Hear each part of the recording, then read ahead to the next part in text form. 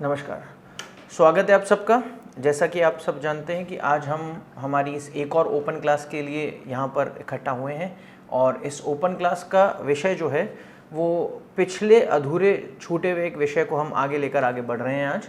जैसा कि मैंने अपनी लास्ट ओपन क्लास में आप सबको बताया था कि हम अटल स्टोरी पे बात करेंगे और 1996 से लेकर 2004 तक अटल बिहारी वाजपेयी के पूरे राजनीतिक जीवन का, जब वो प्रधानमंत्री रहे, 3 प्रधानमंत्री काल का हम पूरा विस्तृत जो है विवरण अपनी इन ओपन क्लासेस में लेंगे। और पिछली क्लास में हमने 1996 से लेकर 1999 तक अटल बिहारी वाजपेयी जी की 2 सरकारों का पूरा जिक्र कर लिया था और उसमें हुए सभी इवेंट्स को हमने डिस्कस कर लिया था, जिसमें हमने 13 दिन की एक सरकार और 13 महीने की एक सरकार, जिस पर हमने बहुत डिटेल में बात करी थी। जितने भी लोग आज इस वीडियो को देख रहे हैं वो लोग अगर पहले इस वीडियो को देख रहे हैं तो मैं उनसे निवेदन करूंगा कि वो पहले जाकर अटल स्टोरी का पार्ट 1 देख लें, जिसमें शुरुआत की कहानी है, ताकि आप इस स्टोरी के साथ आगे के लिए कनेक्ट हो पाएँ और कैसे अटल बिहारी वाजपेयी जी ने अपना तीसरा टेन्योर चलाया उसको समझने में आपको बहुत मदद मिले। आज की इस कहानी के मुख्यतः मेजरली 3-4 पड़ाव हैं और जिनमें सबसे पहला पड़ाव 1999 का इलेक्शन है। उसके बाद अटल बिहारी वाजपेयी के ही टाइम पर कंधार में हुआ एक हमला, जो कंधार में हाईजैक हुआ था, उससे संबंधित है। तीसरा, फिर उसके बाद में हम लोग चर्चा करेंगे पार्लियामेंट पर अटैक 2001 में हुआ था, वो भी एक बहुत बड़ी घटना है। और उसके साथ साथ में हम फिर अंत में गुजरात में हुए 2002 के गोधरा दंगों और उससे बनी परिस्थितियां, और लास्ट में 2004 के लोकसभा इलेक्शंस में उसका क्या इम्पैक्ट रहा, उन सब चीज़ों को बहुत डिटेल में देखेंगे और एक एक बात को समझते हुए चलेंगे। तो शुरुआत करते हैं आज की। और जैसा कि ये अटल बिहारी वाजपेयी जी से रिलेटेड है और अटल जी एक मजबूत व्यक्ति थे, केवल नाम से नहीं अटल थे, वो अपने काम से भी अटल थे। और इन्हीं अटल कामों को लेकर मैं आज उनकी एक लाइन कहीं पढ़ रहा था अपने रिसर्च के दौरान, और बहुत ही बेहतरीन लाइन थी। वो लाइन किसी भी व्यक्ति को जीवन में अपने सेल्फ मोटिवेशन के लिए और अपने इरादों को पक्का रखने के लिए जो है काम में आ सकती है। तो मैं वो जब लाइन पढ़ रहा था तो मुझे बहुत बढ़िया लगा कि मैं यहाँ वादे लेकर नहीं, इरादे लेकर आया हूँ। और वादे करना तो हर कोई आसानी से कर लेता है, पर पक्के इरादे रखना ये एक मजबूत लोगों की निशानी है। और अटल बिहारी वाजपेयी एक ऐसे ही मजबूत प्रधानमंत्री थे जो केवल वादे नहीं, इरादों के दम पर उन्होंने काम किया। और अपनी उस 6 साल की लंबी सरकारी जो है जर्नी में, अपनी सरकार के उस कार्यकाल में, कालखंड में, उन्होंने बहुत बड़े बड़े काम, बड़ी बड़ी चुनौतियों का सामना किया। तो हम उन्हीं चुनौतियों में से सबसे पहला शुरुआत करते हैं 1999 के इलेक्शंस। 1999 में जब अटल बिहारी वाजपेयी तीसरी बार भारत के प्रधानमंत्री बने। जैसा कि आप पीछे देख पा रहे हैं, अटल स्टोरी पार्ट 2 का ये कवर पेज है और हम इसके बाद में पहला हेडिंग देंगे 1999 में जो जनरल इलेक्शंस हुए थे उनसे रिलेटेड, उसके रिजल्ट से रिलेटेड। ये रिजल्ट बहुत इंपॉर्टेंट है क्योंकि 1999 के जनरल इलेक्शन उन हालातों में हुए थे जब दूसरी टेन्योर में अटल जी की सरकार 13 महीने के बाद जो है वो गिरा दी गई थी। और उसको गिरने की जो स्टोरी है वो मैंने अपनी पहले पार्ट के अंदर कवर भी करी है कि किस तरह से अटल बिहारी वाजपेयी ने जब गठबंधन और कोलिजन बनाने का तय किया था और उस कोलिजन को बनाते वक्त एक बहुत बड़ी गलती कर दी थी कि अपने कोलिजन पार्टनर से वो रिटर्न में कंसेंट लेना भूल गए थे। और ये भारतीय जनता पार्टी की भी एक बड़ी गलती रही होगी, पॉलिटिकल गलती रही होगी। और उसी का ही नतीजा हुआ कि तमिलनाडु से AIADMK की एक बड़ी नेता जयललिता ने एंड में ये डिमांड रख दी कि फाइनेंस मिनिस्टर उनकी पार्टी का होना चाहिए। और अटल बिहारी वाजपेयी को ये मंजूर नहीं था और अल्टीमेटली 13 महीनों तक चलने के बाद वो सरकार AIADMK के समर्थन के वापस ले लेने और जयललिता के समर्थन वापस ले लेने की वजह से गिर गई। और जैसा मैंने कहा था कि अटल जी वादे वाले नहीं, इरादे वाले व्यक्ति हैं, तो वो घबराए नहीं और तुरंत ही अगले इलेक्शन के लिए वो आगे बढ़ गए, वो चुनाव हार गए, सरकार गिर गई या समर्थन चला गया, उससे कभी नहीं घबराए और अगले इलेक्शंस में देश चला गया। और इसके बाद में उस समय राष्ट्रपति जो थे KR नारायणन भारत के, उन्होंने तुरंत लोकसभा को डिसॉल्व किया और नए फ्रेश इलेक्शंस को डिक्लेयर कर दिया। और भारत में वो पहले जो 1999 के जो इलेक्शन हुए वो 5 सितंबर से लेकर 3 अक्टूबर 1999 तक चले और 6 अक्टूबर को उनके रिजल्ट्स हमारे सामने आने लगे। और 6 अक्टूबर के रिजल्ट्स जैसे ही सामने आए वैसे ही 1984 के बाद से बहुत बड़ा जो बहुमत जिसका हम वेट कर रहे थे, वो पहली बार किसी पॉलिटिकल पार्टी को इतने सारी सीटें मिली। तो जैसा कि आप मेरे पीछे देख पा रहे हो, ये पूरा रिजल्ट है और इस रिजल्ट में अलग अलग पॉलिटिकल पार्टीज से रिलेटेड बातें हैं। जैसे आप इसमें देख पा रहे हो, सबसे पहले इंडियन नेशनल कांग्रेस है। इंडियन नेशनल कांग्रेस को 114 सीटें इसके अंदर मिली। इंडियन नेशनल कांग्रेस के बाद में भारतीय जनता पार्टी 182 सीटों के साथ में सिंगल लार्जेस्ट पार्टी बनी, उस समय की 1999 की सबसे बड़ी पॉलिटिकल पार्टी बनकर उभरी। और यही एक वजह थी कि बीजेपी को तीसरी बार और खासकर अटल बिहारी वाजपेयी जी को तीसरी बार सरकार बनाने का मौका मिला। कम्युनिस्ट पार्टी 33 सीट्स के साथ आई, बहुजन समाज पार्टी 14 सीट्स के साथ, समाजवादी पार्टी 26 सीट्स के साथ, टीडीपी जो चंद्रबाबू नायडू आंध्र प्रदेश की एक बहुत बड़ी पॉलिटिकल पार्टी है, उनके पास 29 सीट्स थी। जेडीयू जो नीतीश कुमार जी की पॉलिटिकल पार्टी है, उनके पास 21 सीटें थी। आरजेडी जो लालू प्रसाद यादव जी की पॉलिटिकल पार्टी रही है, उनकी 7 सीटें थी। ऑल इंडिया तृणमूल कांग्रेस जो मायावती जी वेस्ट बंगाल से आती है, उनकी पॉलिटिकल पार्टी, उनके पास 8 सीटें थी। ऐसे करके अलग अलग पार्टीज के पास में कुछ कुछ सीटें थी। शिवसेना बीजेपी की अलाय रही थी उस दौर में, आज तो नहीं है पर उस दौर में, और 15 सीटों के साथ में वो इसमें शामिल थे। डीएमके 12 सीटों के साथ थे। जैसा मैंने कहा था कि AIADMK जो 10 सीटों के साथ, ये वो पार्टी थी जिसने दूसरी सरकार के दौरान में समर्थन वापस ले लिया था। और communist party of India CPI के पास 4 सीटें थी। ऐसा कर कर अलग अलग पॉलिटिकल पार्टीज के पास में अलग अलग तरीके से जो है जनमत आ गया। ये इलेक्शंस पहली बार किसी नॉन कांग्रेस गवर्नमेंट को इतना बड़ा मैंडेट मिला और उसके साथ साथ कोई नॉन कांग्रेस गवर्नमेंट पूरे 5 साल भारत के इतिहास में आज़ादी के बाद से पहली बार अपनी सरकार बनाने जा रही थी। और वो सरकार अटल बिहारी वाजपेयी ने 20 छोटी बड़ी पार्टियों के गठबंधन से एक समर्थन से बनाई और उन 20 छोटी बड़ी पार्टियों में से मेजरली ये 299 के साथ में अटल बिहारी वाजपेयी जो है यहाँ तक पहुँच गए।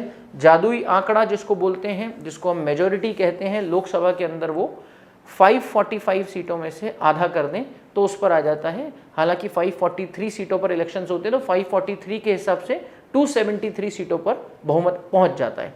तो 273 सीटें चाहिए होती हैं पर इनके पूरे गठबंधन ने 299 सीटें अटेन कर ली।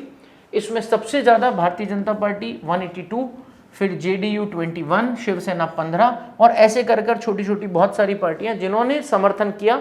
और एक पार्टी जिसका नाम तेलुगु देशम पार्टी है, TDP, जो मैंने आपको बताया कि वो चंद्रबाबू नायडू की पॉलिटिकल पार्टी है जो आज भी आंध्र प्रदेश में एक्टिव है, उनकी 29 सीटों ने आउटसाइड सपोर्ट किया। आउटसाइड सपोर्ट का मतलब होता है कि उन्होंने सरकार में रहकर मंत्री पद लिए बिना सरकार का समर्थन किया, न तो कोई पद पर आए न सरकार में शामिल हुए, और उन्होंने सरकार न गिरने देने का वचन अटल जी को दिया और देश में एक स्टेबल सरकार 5 साल तक चलाने का काम किया।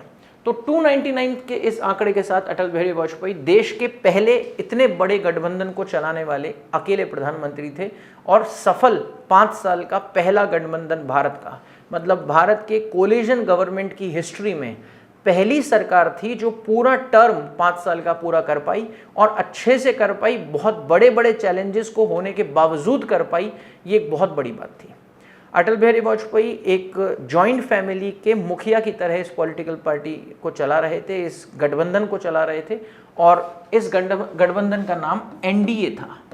बीजेपी की लीडरशिप में चलने वाला ये गठबंधन NDA, नेशनल डेमोक्रेटिक अलायंस के नाम से जाना जाता था, और आज भी ये गठबंधन बीजेपी का लीडरशिप में NDA ही कहलाता है। आगे चलते हैं। इसमें 99 के रिजल्ट्स ने बहुत बड़ा काम किया और एक बहुत बड़ा जो है भारत के अंदर एक बड़ा बदलाव देखने मिला। इस समय अलग अलग पार्टीज एक्टिव थी, अलग अलग पॉलिटिकल लीडर्स एक्टिव थे, पर स्टिल इस इलेक्शन के टेन्योर ने भारत में एक बहुत बड़ा पॉलिटिकल चेंज लाकर खड़ा किया। जैसे कि इंडियन नेशनल कांग्रेस से एक बहुत बड़े लीडर शरद पवार अलग हो गए और उनके अलग होने की वजह सोनिया गांधी का कांग्रेस का प्रमुख बन जाना था। उनका ये मानना था कि कोई विदेशी व्यक्ति भारत में आकर भारत की एक पॉलिटिकल पार्टी का लीडर बन जाए और फिर बाद में उससे पीएम बन जाए, ये उन्हें मंजूर नहीं था। तो शरद पवार अलग होकर कांग्रेस से, उन्होंने महाराष्ट्र से बिलोंग करते और उन्होंने वहाँ पर एनसीपी नाम की एक political party, national Congress party, राष्ट्रवादी कांग्रेस पार्टी बना ली, जो आज भी महाराष्ट्र के क्षेत्र में बहुत एक्टिव है। एनसीपी के अलग होने से कांग्रेस कमजोर हुई, इसका फायदा बीजेपी को मिला और अल्टीमेटली भारत के अंदर जो है एक सरकार, और इस एक बड़ा मुद्दा भी रहा विदेशी गांधी वर्सेस स्वदेशी वाजपेयी, और 99 के इलेक्शन ने लोगों को स्वदेशी वाजपेयी के पक्ष में मैंडेट देने के लिए जो है मोटिवेट किया। अल्टीमेटली जो है अटल जी सरकार में आ गए। अटल जी के आने के पीछे बहुत सारे कारण हैं, केवल स्वदेशी वाजपेयी का ही मुद्दा नहीं, पर साथ साथ में इससे जस्ट पहले हुई एक कारगिल वॉर जो उनके 13 महीने के टेन्योर में हुई थी। उस कारगिल वॉर में अटल जी ने बहुत बढ़िया लीडरशिप का परिचय दिया, भारत वो वॉर जीता, वो भी एक बहुत बड़ा कारण रहा। दूसरा, साथ ही साथ इकोनॉमिक लिबरलाइजेशन उन्होंने बहुत बढ़िया किया, आर्थिक उदारीकरण किया। साथ ही साथ इन्फ्लेशन की रेट, महंगाई की दर भी उस दौर में कम थी, और इंडस्ट्रीज़ के लिए बहुत अच्छा प्लेटफॉर्म, इंडस्ट्रियल एक्सपेंशन, औद्योगिकरण के लिए बहुत अच्छा प्लेटफॉर्म उन्होंने बनाने का काम किया। 13 महीने की ही सरकार रही हो भले, पर बहुत बढ़िया निर्णय 13 महीनों में हुए, और इन्हीं का ही परिणाम था कि अल्टीमेटली जो है लोगों ने अटल जी के पक्ष में निर्णय दिया और 99 के अंदर वापस से बीजेपी स्ट्रांगली जो है सत्ता में आ गई। सत्ता में आना आसान काम है, जितना आसान उसको चलाना है नहीं है, उससे ज़्यादा आसान काम सत्ता में आ जाना है। और ये जब सरकार बन गई उसके बाद अटल जी को अपनी पहली चुनौती के रूप में सामने देखना पड़ा। सरकार का बनना, सरकार का चुनकर आना, और उसके बाद 2 साल तक आराम से ठीक से काम करना और लगातार सरकार को स्टेबल बनाए रखना अटल जी के लिए एक चुनौती तो था ही, क्योंकि सब अलग अलग आइडियोलॉजी के लोग अटल बिहारी वाजपेयी जी की सरकार के अंदर समर्थन कर रहे थे। आइडियोलॉजिकली डिफरेंसेस के रहते हुए एक स्टेबल सरकार बन पाना बहुत बड़ी चुनौती होती है, और भारत जैसे देशों में जहाँ पर इतिहास इससे पहले सरकारों के गिरने का रहा हो तो और बड़ी चुनौती हो जाती है। और ये चुनौतियाँ केवल भारत के अंदर से ही नहीं, भारत के बाहर से भी अटल जी को मिल रही थी। और ऐसी ही एक चुनौती है कंधार का प्लेन हाईजैक, जो 1999 में अटल जी के सामने आई एक बहुत बड़ी चुनौती है। सरकार चुनकर आ गई, और उस चुनी हुई सरकार के आने के कुछ ही समय बाद 24 दिसंबर 1999 का साल और 24 दिसंबर सरकार फुल स्विंग में काम कर रही थी, और एक बहुत ही खतरनाक न्यूज़ सरकार के पास आती है। 24 दिसंबर 1999 को फ्राइडे का दिन था, वो शुक्रवार का दिन था, और इस दिन यहाँ 3 फोटोज़ आप देख पा रहे हो। इन 3 फोटोज़ में एक फ़ोटो त्रिभुवन इंटरनेशनल एयरपोर्ट की है, जो नेपाल का इंटरनेशनल एयरपोर्ट है, त्रिभुवन इंटरनेशनल एयरपोर्ट। उसके साथ साथ में एक फ़ोटो आप देख पा रहे हो, ये अफगानिस्तान में कंधार का फोटो है, और एक फ़ोटो आप देख पा रहे हो, ये पायलट देवी शरण जी का फ़ोटो है जो इस फ्लाइट को उड़ा रहे थे, और ये फ्लाइट का नंबर था IC-814, जिसके अंदर यात्री यात्रा कर रहे थे। इसी प्लेन का हाईजैक हुआ। त्रिभुवन इंटरनेशनल एयरपोर्ट, काठमांडू, नेपाल, 24 दिसंबर 1999 शाम 5 बजे का टाइम। फ्लाइट IC-814 नेपाल के उस एयरपोर्ट से उड़ती है और दिल्ली की तरफ उड़ान भरती है। शाम के 4 बजे का वक्त है। जैसे ही फ्लाइट इंडियन एयर स्पेस में आती है, भारतीय वायु क्षेत्र में पहुंचती है, वैसे ही कुछ हथियारबंद आतंकवादी जो उस प्लेन में सवार थे वो हरकत में आ जाते हैं, एक्शन करना शुरू करते हैं, और सबसे पहले वो लोग कॉकपिट में जाते हैं जहां पायलट बैठा होता है, और उस फ्लाइट के IC-814 के पायलट हैं पायलट देवी शरण, जो उस समय फ्लाइट को उड़ा रहे थे, और उनके पास जाकर जो है उनको बंदूक की नोक पर उनसे बातचीत करना शुरू करते हैं। इस फ्लाइट में 178 यात्री उड़ रहे थे, 178 यात्री थे, 15 क्रू मेंबर्स थे, जिसमें पायलट और बाकी का स्टाफ जो हवाई जहाज का होता है वो सब शामिल था। विमान हाईजैक की भारतीय इतिहास की ये पहली घटना है। इससे पहले ऐसी घटना कभी ना देखी गई ना सुनी गई भारत के इतिहास में।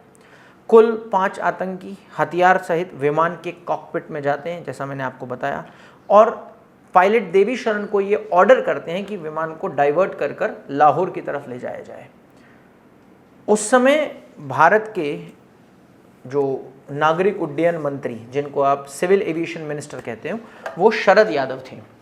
अगले ही स्लाइड के अंदर हम देखेंगे शरद यादव उस समय सिविल एविएशन मिनिस्टर थे। ये शरद यादव हैं, ये उस समय सिविल एविएशन मिनिस्टर थे, भारत के नागरिक उड्डयन मंत्री थे।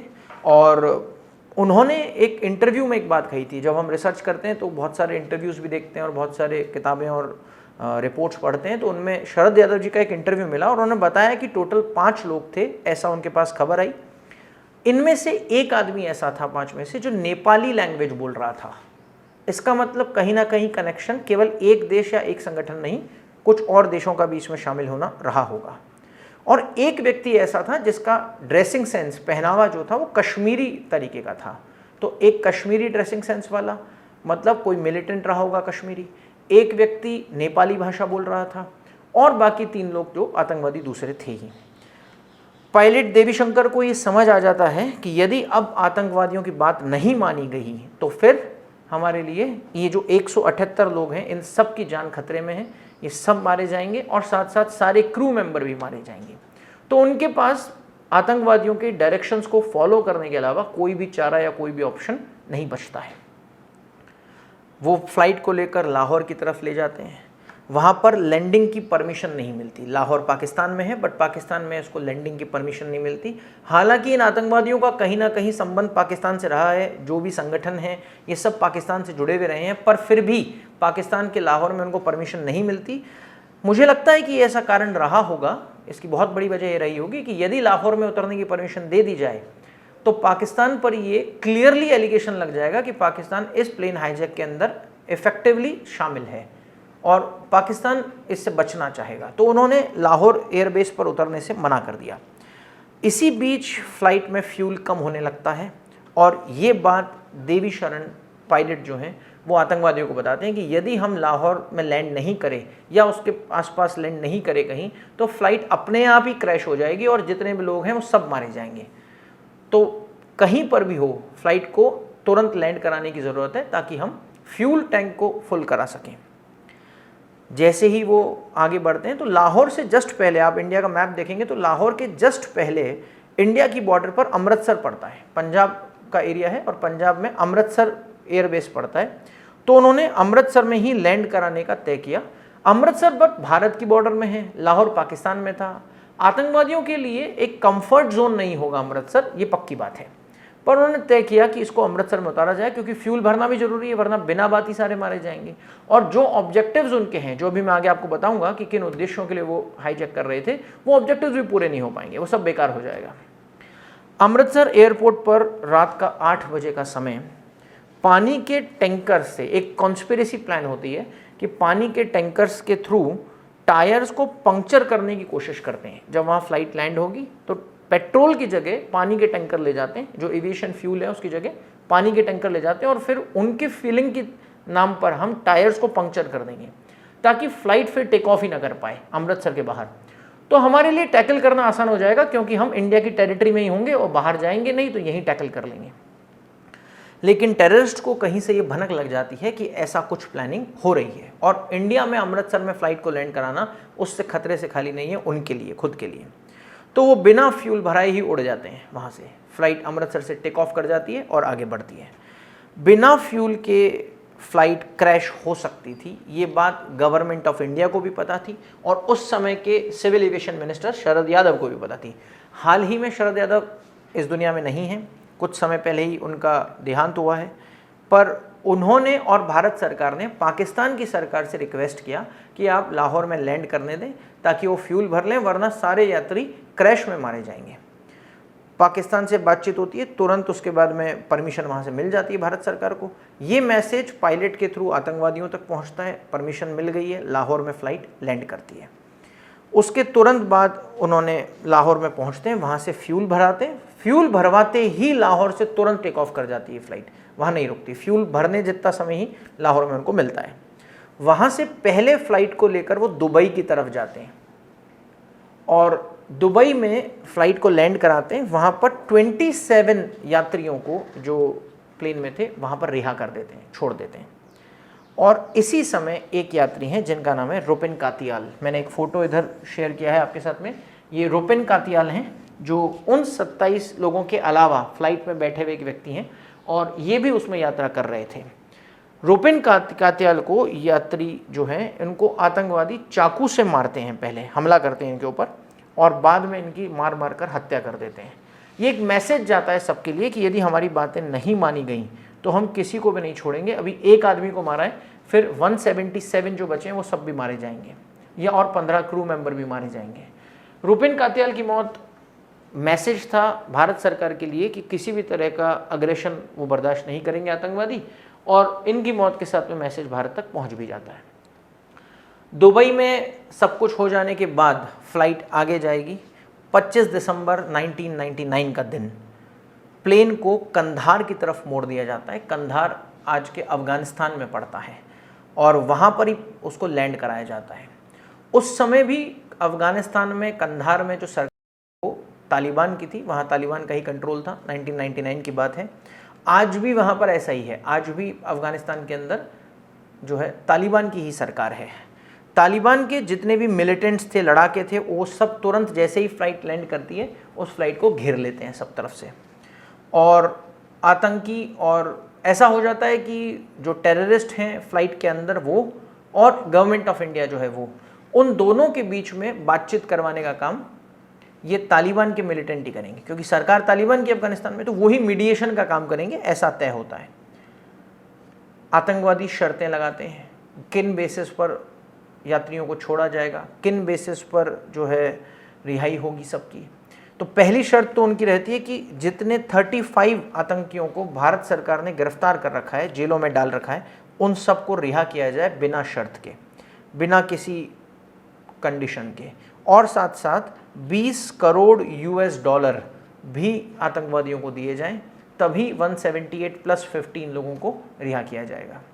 अब 35 आतंकवादी प्लस 20 करोड़ US डॉलर, इसको लेकर भारत सरकार और आतंकियों के बीच में नेगोशिएशंस शुरू हो जाते हैं। अटल बिहारी वाजपेयी उस समय भारत के प्रधानमंत्री है, नए नहीं चुन कर आए हैं, ज़्यादा समय भी नहीं हुआ है। सितंबर अक्टूबर में चुनाव हुए थे, 6 अक्टूबर को सरकार चुनकर आई, इलेक्शन हुए, मतलब इलेक्शन कंप्लीट हुए, शपथ लिया, सरकार बनी और 1 महीने बाद ही दिसंबर में ये घटना हो जाती है।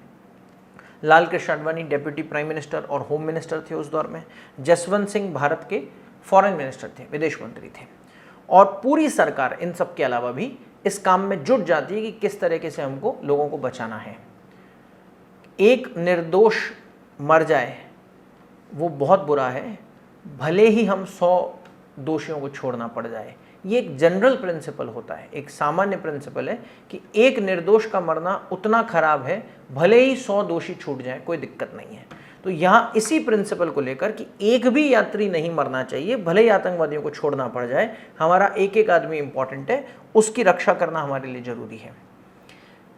पायलट के अलावा उनके साथ कम्युनिकेशन करने का कोई और मीडियम नहीं था। ये एक ही माध्यम था जिसके थ्रू भारत सरकार का कम्युनिकेशन हो रहा था। किसके साथ में? आतंकवादियों के साथ में।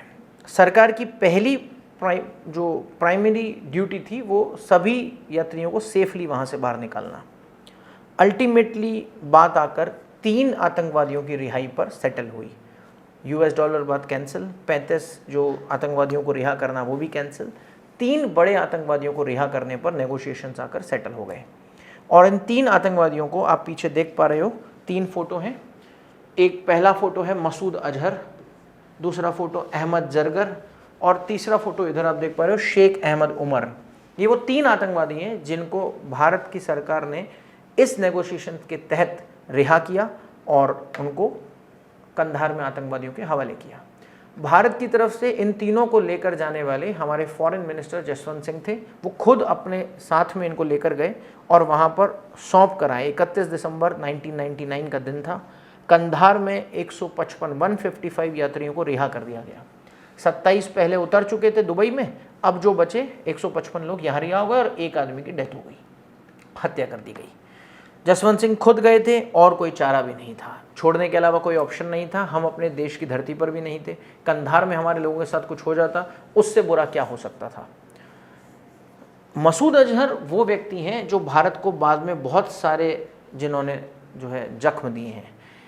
1994 में 1994 की बात है, मसूद अजहर को 1994 में आर्मी ने श्रीनगर से गिरफ्तार किया था और इनको श्रीनगर में ही जेल में, जम्मू में जेल में रखा हुआ था, जम्मू कश्मीर में ही। ये वो व्यक्ति हैं जिन्होंने इस रिहाई के बाद में पाकिस्तान में रहकर जैश मोहम्मद नाम का एक आतंकवादी संगठन बनाया। और ये वही ऑर्गेनाइजेशन है जो आने वाली हमारी स्टोरी में, हमारे अगले पार्ट में, जिसमें पार्लियामेंट पर भारत की अटैक होता है 2001 में, उसके लिए ये व्यक्ति जिम्मेदार था। यही मेन जो है कॉन्स्पिरेसी करने वाले व्यक्ति थे। यही व्यक्ति हैं जिन्होंने बाद में पुलवामा, यही व्यक्ति हैं जिन्होंने उरी जैसी घटनाएं जो भारत में हुई, पठानकोट, ये सब को अंजाम देने वाला व्यक्ति यही है। इस व्यक्ति की रिहाई ने भारत को बाद में बहुत सारे संकटों में डाल दिया, पर उस समय कंटेम्पररी सिचुएशंस में, तात्कालिक परिस्थितियों में मसूद अजहर और इन आतंकवादियों को छोड़ने के अलावा हमारे पास कोई और ऑप्शन नहीं था। तो अल्टीमेटली हमने इन 3 आतंकवादियों को भारत सरकार ने रिहा किया और मसूद अजहर ने जाकर पाकिस्तान में जैश नाम का एक बहुत बड़ा संगठन बनाया, जैश मोहम्मद के नाम से, JEM जिसका शॉर्ट फॉर्म है। और 2001 में संसद हमला और बाद की घटनाओं में यही व्यक्ति शामिल रहा। पर क्योंकि हमारे पास और कोई चारा नहीं था तो हमने अल्टीमेटली इनको रिहा कर दिया। इस तरह से ये पहला संघर्ष अटल बिहारी वाजपेयी का अपनी सरकार का बनते ही 1-2 महीने बाद ही सामने आया और उन्होंने अपने पक्के इरादों से इसको पूरा किया। अब आगे चलेंगे। जैसा कि मैंने आपको कहा था कि अटल जी की चुनौतियां कम नहीं हैं, और चुनौतियां कम नहीं होने की वजह अटल जी का एक स्ट्रॉन्ग व्यक्तित्व है। चुनौतियां उन्हीं के हिस्से आती हैं जो उनको झेल सकते हैं, उनको निभा सकते हैं। जो भगवान के बड़े ताकतवर लोग होते हैं उन्हीं को ही चुनौतियां मिलती हैं। अटल जी एक ऐसे ही व्यक्ति रहे हैं जिनको अलग अलग टाइम पर अलग अलग चैलेंजेस फेस करने पड़े। और दूसरा बड़ा चैलेंज इस सरकार का इंडिया की पार्लियामेंट पर अटैक हो जाना है। पार्लियामेंट पर अटैक एक तरह से इंडिया की सॉवरेनिटी पर अटैक है, हमारी जो है पार्लियामेंट्री डेमोक्रेसी पर अटैक है, लोकतंत्र पर खतरा, अटैक है या हमला है।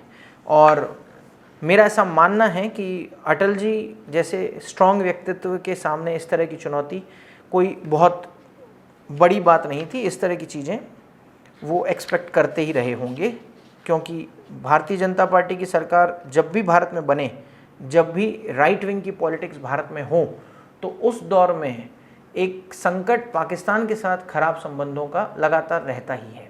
ये एक जनरल परसेप्शन दिखता ही दिखता है। आज भी हम इसको एक्सपीरियंस कर पा रहे हैं। वर्तमान सरकार का भी पाकिस्तान के साथ बहुत बेहतरीन संबंध नहीं है, और अटल जी की सरकार ने कोशिशें की भी थी, पर वो सब कोशिशें बाद में सब फेल हो गई। और कारगिल का वॉर और उसके बाद ये सब घटनाएं, पाकिस्तान से संबंध लगातार खराब चले। खैर, जो पार्लियामेंट पर हमला है उसकी पूरी कॉन्स्पिरेसी कैसे हुई, कहाँ से शुरुआत हुई। पार्लियामेंट पर अटैक का दिन 13 दिसंबर 2001, पार्लियामेंट ऑफ इंडिया पर लश्कर-ए-तैयबा, मैंने आपको अभी एक नाम बताया था, इसके साथ साथ जैश-ए-मोहम्मद। जैश-ए-मोहम्मद का संबंध मसूद अजहर के साथ है, और लश्कर-ए-तैयबा भी पाकिस्तान का एक बड़ा आतंकी संगठन है। हाफिज़ सईद जैसे आतंकियों का उनके साथ संबंध है, और इन दोनों ने मिलकर एक कॉमन कॉन्स्पिरेसी के तहत भारत की पार्लियामेंट पर 13 दिसंबर को अटैक किया। पर अटैक की शुरुआत कैसे होती है उसको थोड़ा सा बैकड्रॉप से समझते हैं, कैसे शुरुआत होती है। दिल्ली के अंदर करोल बाग का इलाका है, वहाँ पर एक सेकेंड हैंड गाड़ियों का विक्रेता, सेकेंड हैंड कार का डीलर लकी मोटर नाम से एक दुकान है। अब आज है या नहीं इसका तो नहीं पता, बट उस दौर में एक दुकान थी जिसका नाम था लकी मोटर्स। ये सेकेंड हैंड गाड़ियों में डील करते थे। करोल बाग के इलाके में एक कार का नंबर, दिल्ली नंबर की गाड़ी DL 3C 1527, इस नंबर की गाड़ी को आतंकवादी लकी मोटर्स के मालिक से खरीदते हैं और डील करते हैं। आतंकियों का नाम, 2 आतंकी थे, मोहम्मद आशिक और अफजल गुरु। इन 2 में से एक की फोटो हमारे पास है, ये है अफजल गुरु। ये भारत में बाद तक बहुत चर्चा में रहे, 2013 तक बहुत चर्चा में रहे और 13 में इनकी मौत के बाद भी चर्चा में रहे। जेएनयू की घटनाएं तो सबने देखी ही होंगी, सुनी होंगी खबरों में। ये व्यक्ति बहुत चर्चा में रहा है अभी तक भी। अल्टीमेटली इन दोनों व्यक्तियों ने, जिसमें एक का नाम मोहम्मद आशिक उर्फ बर्गर और दूसरे का नाम अफजल गुरु, इन दोनों ने सेकेंड हैंड गाड़ी खरीदी लकी मोटर्स के मालिक से, जिस गाड़ी का नंबर था DL3C1527। गाड़ी थी एम्बेसडर कार, जो कि सरकार में एक दौर में काम में ली जाती थी, आजकल तो नहीं चलती है, पर जो एम्बेसडर कार थी, सरकारी जो जितने भी डिपार्टमेंट्स हैं उन सब में उन गाड़ियों को काम में लिया जाता रहा है। फरवरी 2001 से ही इसकी प्लानिंग शुरू हो गई थी। घटना 13 दिसंबर 2001 की है, पर प्लानिंग फरवरी 2001 से चालू हो गई थी। कश्मीर में जैश ए मोहम्मद का जो कमांडर इन चीफ था, जिसका नाम गाजी बाबा था, वो अफजल गुरु के साथ एक मीटिंग करता है। कश्मीर में ही वो मीटिंग होती है। उस मीटिंग में भारत से बहुत बड़ा बदला लेने की बात की जाती है कि भारत के साथ बहुत बड़ा बदला लिया जाए, और उसके लिए वो पूरी प्लानिंग करते हैं और उसमें दिल्ली में बड़े हमले की साजिश को तय करते हैं कि दिल्ली में जाकर एक बड़ी घटना को अंजाम देना है ताकि भारत को मैसेज दिया जा सके। ये तीनों आतंकवादी जिनकी फ़ोटो आप पीछे देख पा रहे हैं, अफजल गुरु, ये तो बहुत चर्चा में रहे हैं, शौकत हुसैन गुरु जो इन्हीं के कज़न भाई हैं, और तीसरा व्यक्ति SAR गिलानी। ये तीनों व्यक्ति इस पूरी कॉन्स्पिरेसी के मेन लीड या मेन कैरेक्टर हैं जिन्होंने इसको अंजाम दिया। ये लोग दिल्ली यूनिवर्सिटी के बीच क्षेत्र में एक जगह है क्रिश्चियन कॉलोनी, उस क्रिश्चियन कॉलोनी में एक मकान किराए पर लेते हैं। मकान का नंबर B41, इसको किराए पर लेते हैं, रेंट पर लेते हैं, और क्लेम करते हैं कि वो वहाँ पर पढ़ाई करने के लिए आए हैं और कुछ ID वाईडी भी उनके पास। पहले एक कंप्यूटर की एक फर्म चला करती थी जिसका नाम था एप्टेक, तो इनके पास एप्टेक कंप्यूटर्स का आइडेंटिटी कार्ड भी था, जिसमें मोहम्मद आशिक मेन व्यक्ति है, जिसके पास तो वो कार्ड था ही था, जो कार भी खरीदता है उसी कार्ड के बिहाफ पर अपनी आइडेंटिटी बताकर। 4 और आतंकवादी थे इनके साथ में जो यहाँ पर आकर रहते हैं। गांधी विहार एक इलाका है, इंदिरा विहार एक इलाका है, इन इलाकों में UPSC की तैयारी करने वाले बच्चे भी रहते हैं। वहाँ पर एक मकान और किराए पर लेते हैं बाद में, और सारी प्लानिंग वहीं पर ही बैठ कर की जाती है। हथियार वहीं पर ही खरीदे जाते हैं, वहीं पर ही लिए जाते हैं, और बहुत लंबे टाइम तक अफजल गुरु इन सब के साथ मिलकर पूरे दिल्ली की रेकी करते हैं। दिल्ली में इंटरनेशनल एयरपोर्ट हो, इंडिया गेट का इलाका हो, पार्लियामेंट का इलाका हो, चाहे और अलग अलग दिल्ली की इंपॉर्टेंट बिल्डिंग्स हो, उन सब मार्केट्स की रेकी करते हैं, फोटोग्राफ्स क्लिक करते हैं और ये तय करते हैं कि कहाँ पर हम प्लान करेंगे, किस तरह से हम अपनी इस अटैक को अंजाम देंगे। ये लोग दिल्ली के तिलक बाज़ार इलाके से अमोनियम नाइट्रेट परचेज़ करते हैं, जो कि बॉम्ब बनाने के ही काम आता है। बट केवल अमोनियम नाइट्रेट से नहीं बनता, तो कहीं पर भी कोई खरीदेगा तो उसमें कोई मनाही नहीं है, ले ही सकता है, किसी रिसर्च के पर्पज़ से भी ले सकता है। चांदनी चौक से एक दुकान से मिक्सर ग्राइंडर खरीदते हैं, और फतेहपुर में एक मार्केट से 8 किलोग्राम ड्राई फ्रूट खरीदते हैं।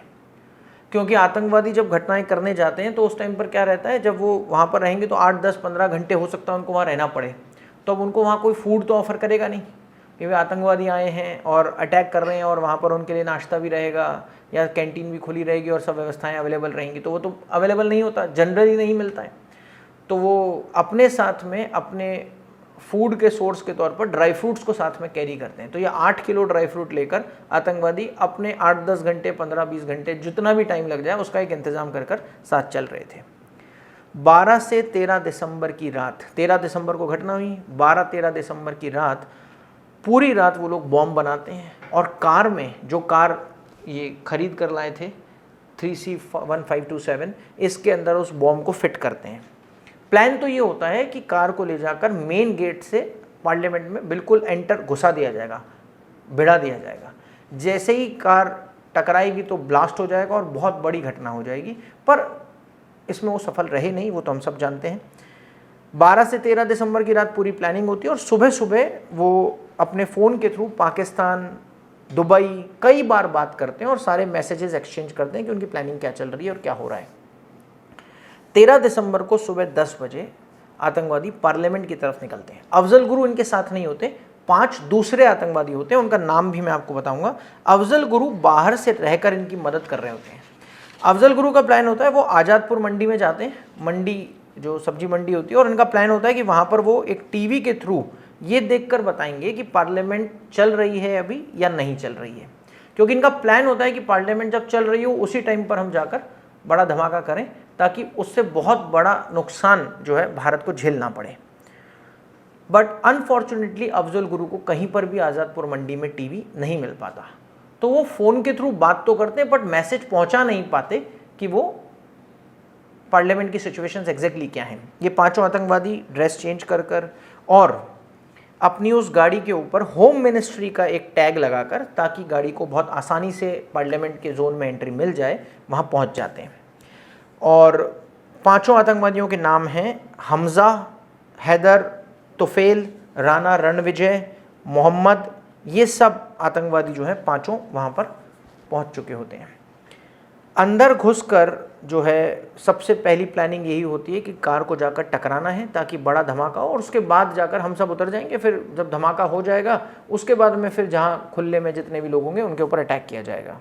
कार पर लाल बत्ती लगी होती है ताकि एंट्री में कोई दिक्कत ना आए, बहुत आसानी से पार्लियामेंट में गाड़ी एंटर कर जाए। होम मिनिस्ट्री का टैग होता है, जैसा मैंने आपको बताया अभी, स्टिकर लगा होता है। गाड़ी बड़ी आसानी से अंदर घुस जाती है, और अंदर जाने के बाद में वाइस प्रेसिडेंट जो उस दौर के थे उनकी पूरा एक फ्लीट अंदर खड़ी होती है। भारत के वाइस प्रेसिडेंट की गाड़ी अंदर खड़ी है, और वाइस प्रेसिडेंट फॉर्चुनेटली उस गाड़ी में या उस काफिले में नहीं होते, पूरा फ्लीट वहाँ पर होता है, बट वाइस प्रेसिडेंट वहाँ पर मौजूद नहीं होते। ये गाड़ी लेकर वहाँ अंदर एंटर कर जाते हैं सारे आतंकी। ये आप फोटो देख पा रहे हैं, ये उस दौर के वाइस प्रेसिडेंट कृष्णकांत जी हैं, जो भारत के वाइस प्रेसिडेंट थे, भारत के जो है उपराष्ट्रपति थे।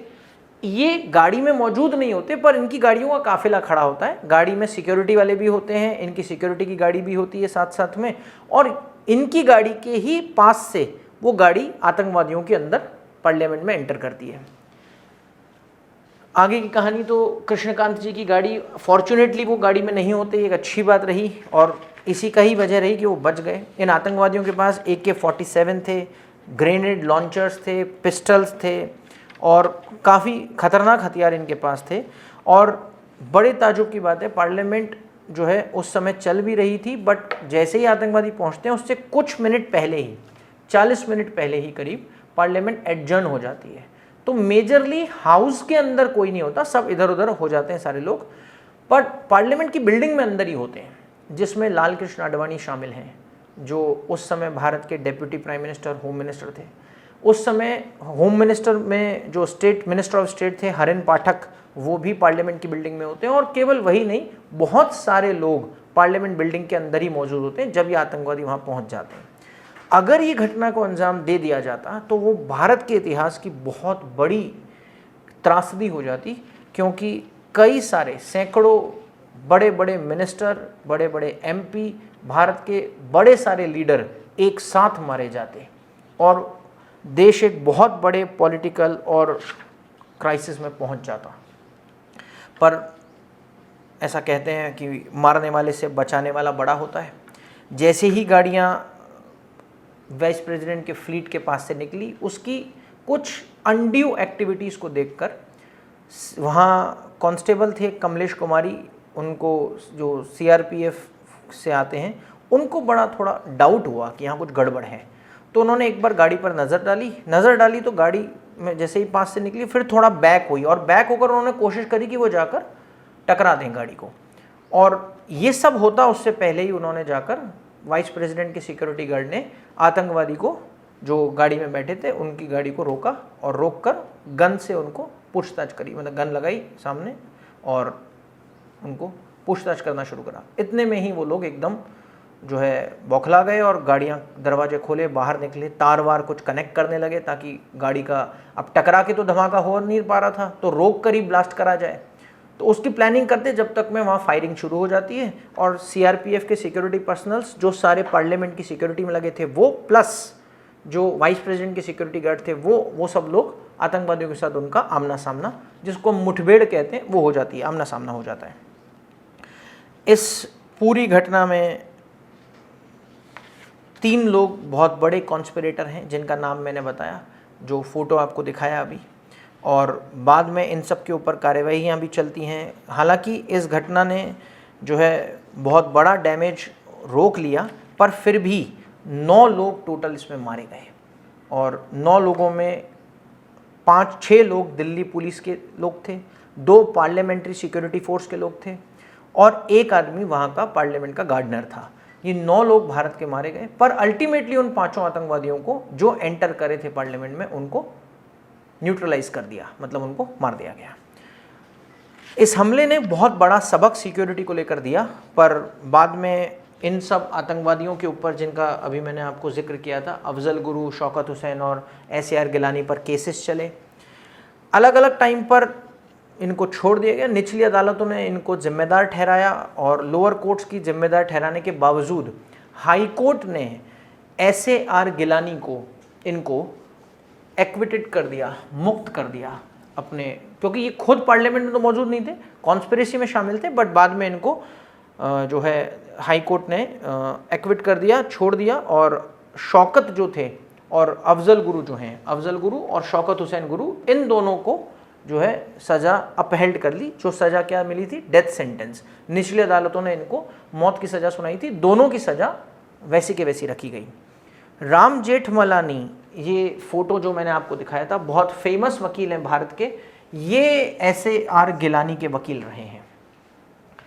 भारत में सॉफ्ट स्टेट है, और अभी हाल ही में कुछ दिन पहले भारत के चीफ जस्टिस जो हैं सुप्रीम कोर्ट के, chief justice of India DY Chandrachud ने एक स्टेटमेंट दिया था कि इंडियन कॉन्स्टिट्यूशन इतना ब्यूटीफुल है, इतना अच्छा है कि ये उनको भी प्रोटेक्शन और संरक्षण देता है जो लोग उसको नहीं मानते या उसको वॉयलेट करते हैं। इसका मतलब है ये क्रिमिनल्स, टेररिस्ट, ऐसे लोगों को भी प्रोटेक्ट करता है, ऐसे लोगों के लिए भी प्रोविज़न करता है जो उसको नहीं मानते, उसको वॉयलेट कर देते हैं। टेररिस्ट ऐसे ही लोग हैं, और इंडियन कॉन्स्टिट्यूशन की ये ब्यूटी फंडामेंटल राइट में आर्टिकल 20 में दिखती है, जहाँ protection in respect of conviction of offence की बात है। अगर आपने अपराध भी किया है तो दोष सिद्धि से संरक्षण मिलेगा आपको, ये आर्टिकल 20 में फंडामेंटल राइट है। और ये फंडामेंटल राइट किसी भी तरह का क्राइम करने वाले व्यक्ति को मिलता है, तो वो फिर इनके पास भी अवेलेबल था, और उनको वकील करवाया जाएगा, ये आर्टिकल 20 के अंदर एक प्रोविजन है। मतलब लीगल प्रैक्टिशनर्स की और मदद ले सकते हैं, ये बात भी आर्टिकल 20 में गिवन है, और यही इनको मिला। राम जेठमलानी भारत के बहुत बड़े वकील हैं। उन्होंने ये कहा भी था कि I am doing this almost costing my political career for the prosecution versus the parliament attack. मतलब मैं पार्लियामेंट अटैक करने वाले को बचाने का काम करने के लिए ये केस लड़ रहा हूँ, अपने पॉलिटिकल करियर को दांव पे लगा रहा हूँ, क्योंकि लोग तो नाराज़ होंगे ही ना, आतंकवादी का साथ दोगे तो। पर वो करते हैं, अल्टीमेटली इनको छोड़ भी देते हैं। राम जेठमलानी के प्रयासों से SAR गिलानी मुक्त हो जाते हैं अपराधों से। अफजल गुरु और शौकत गुरु की फांसी जो है अपहेल्ड रहती है, पर शौकत हुसैन को 9 महीने बाद, मतलब और जब जेल में लगातार टाइम हो जाता है 9 मंथ्स, उनका जो डेट थी रिलीज़ होने की, उसको मतलब डेथ सेंटेंस को कम कर कर जो है कारावास की, जेल की सज़ा सुना दी जाती है ऐसे शौकत हुसैन गुरु को। और जेल की सज़ा में भी 9 महीने पहले, जब उनको छूटना था उससे 9 महीने पहले ही उनको छोड़ दिया जाता है, कंसिडरिंग द गुड कंडक्ट और good behaviour in the jail. ऐसा रहता है, जेल में यदि अच्छा बिहेवियर कोई करता है तो जो सज़ा टोटल होती है उससे पहले छोड़ दिया जाता है उनको। हालांकि तीनों के ऊपर कन्विक्शन जो हुआ था सेक्शन 121, 121A, 122, 122B, इन सब में, IPC की इन सब धाराओं में उनके ऊपर चार्जेस लगे थे, पर फिर भी SAR गिलानी फ्री हो जाते हैं। शौकत हुसैन गुरु जो है गुड कंडक्ट के चलते उनकी सज़ा माफ़ हो जाती है, जेल से छूट जाते हैं, पर अफजल गुरु जो है उनका कन्विक्शन जारी रहता है, उनका डेथ सेंटेंस बना रहता है, उनको डेथ सेंटेंस से मुक्ति नहीं मिलती। इसके बाद में लगातार जो है चीज़ें आगे बढ़ती हैं। 2003 का वक्त आता है जब बॉर्डर सिक्योरिटी फोर्स BSF के जवान मैंने आपको एक नाम बोला था, गाजी बाबा, जिनके साथ अफजल गुरु ने मीटिंग करी थी श्रीनगर के अंदर। उन गाजी बाबा को बीएसएफ के जवान कश्मीर में ही न्यूट्रलाइज कर देते हैं, श्रीनगर में ही उनको मार देते हैं। अफजल गुरु का सेंटेंस इंडियन कोर्ट्स में डेथ सेंटेंस बना रहता है, जैसा मैंने आपको बोला, और उनकी फांसी की सज़ा तय होती है 20 अक्टूबर 2006। ये अफजल गुरु 20 अक्टूबर का दिन तय होता है, 20 अक्टूबर 2006 को इनकी फांसी लगनी होती है। लगी नहीं थी, तय होता है, और पर उसके बाद में इसका एग्जीक्यूशन पे उनको स्टे मिल जाता है। फांसी की सज़ा के लिए सुप्रीम कोर्ट भी फांसी की सज़ा दे देता है, तो एक प्रोविज़न है कि आप राष्ट्रपति के पास जाकर क्या कर सकते हैं, माफ़ी मांग सकते हैं, वहाँ आपको रेमेडी मिल सकती है।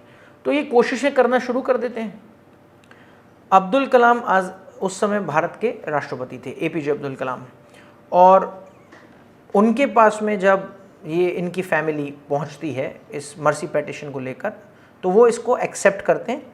पर जो फैमिली होती है कमलेश कुमारी की, मैंने अभी नाम बताया था कमलेश कुमारी का, जो सीआरपीएफ के जवान थे और पार्लियामेंट की सिक्योरिटी में थे, वो उनकी डेथ हो जाती है इस अटैक के दौरान पार्लियामेंट पर। उनकी फैमिली वाले जो है ये स्टेटमेंट जारी करते हैं कि यदि राष्ट्रपति ने इनकी मर्सी अपील को एक्सेप्ट कर लिया और इनको माफ़ कर दिया इनकी सज़ा को, तो हम लोग फिर क्या करेंगे, अशोक चक्र जो उनको मिला होता है उसको वापस लौटा देंगे, इसी बिहाफ पर कि उन्होंने एक आतंकवादी को रिहा कर दिया। प्रेसिडेंट अगर ऐसा एक्सेप्ट कर लेते हैं तो ये सब 13 दिसंबर 2006 की घटना है, जो एक तरह से इस पार्लियामेंट अटैक की बरसी भी है। 13 दिसंबर को अटैक होता है, वो बरसी ही है। अप्रैल 2007 में president of India Abdul Kalam इसको रिफ्यूज़ कर देते हैं। हो सकता है कि उस परिवार का दबाव रहा हो, कमलेश कुमारी के परिवार का दबाव रहा हो, और इंटरफेयर करने से मना कर देते हैं जुडिशियल प्रोसेसेस में। बोलते हैं मैं मर्सी पर और कोई डिसीजन नहीं लूँगा, ये जुडिशरी का काम है, वो तय करेगा।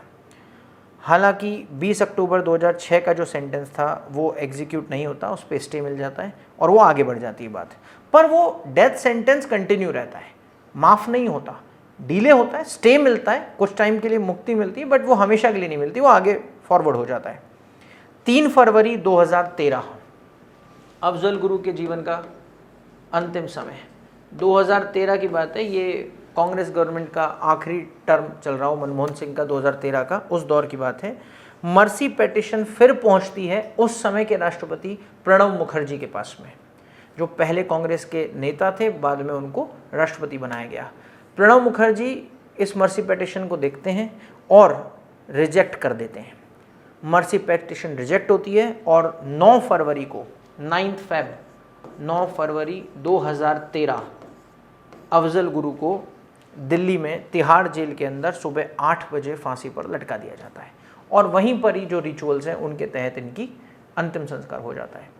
9 फरवरी 2013 पार्लियामेंट अटैक के लगभग 12 साल बाद, करीब ये जाकर 12-13 साल बाद ये फैसला होता है, और अल्टीमेटली इसके सबसे बड़े कॉन्स्पिरेटर अफजल गुरु को फांसी होती है। ये वही व्यक्ति हैं जिनको लेकर बाद में फिर बहुत बड़ा जो है विवाद भारत में रहा। 2014 के आसपास जेएनयू में बाद की घटनाएं, वहाँ पर इनकी जो है फरवरी के महीने में इनकी डेथ वाले डे पर, इनके सज़ा वाले दिन पर जो है बरसी मनाना और ये नारे लगाना कि अफजल हम शर्मिंदा हैं, तेरे कातिल जिंदा हैं, या भारत तेरे टुकड़े होंगे, वो सब इन्हीं से जुड़ा हुआ बातें हैं जो अफजल गुरु जो पार्लियामेंट के अटैक में शामिल थे।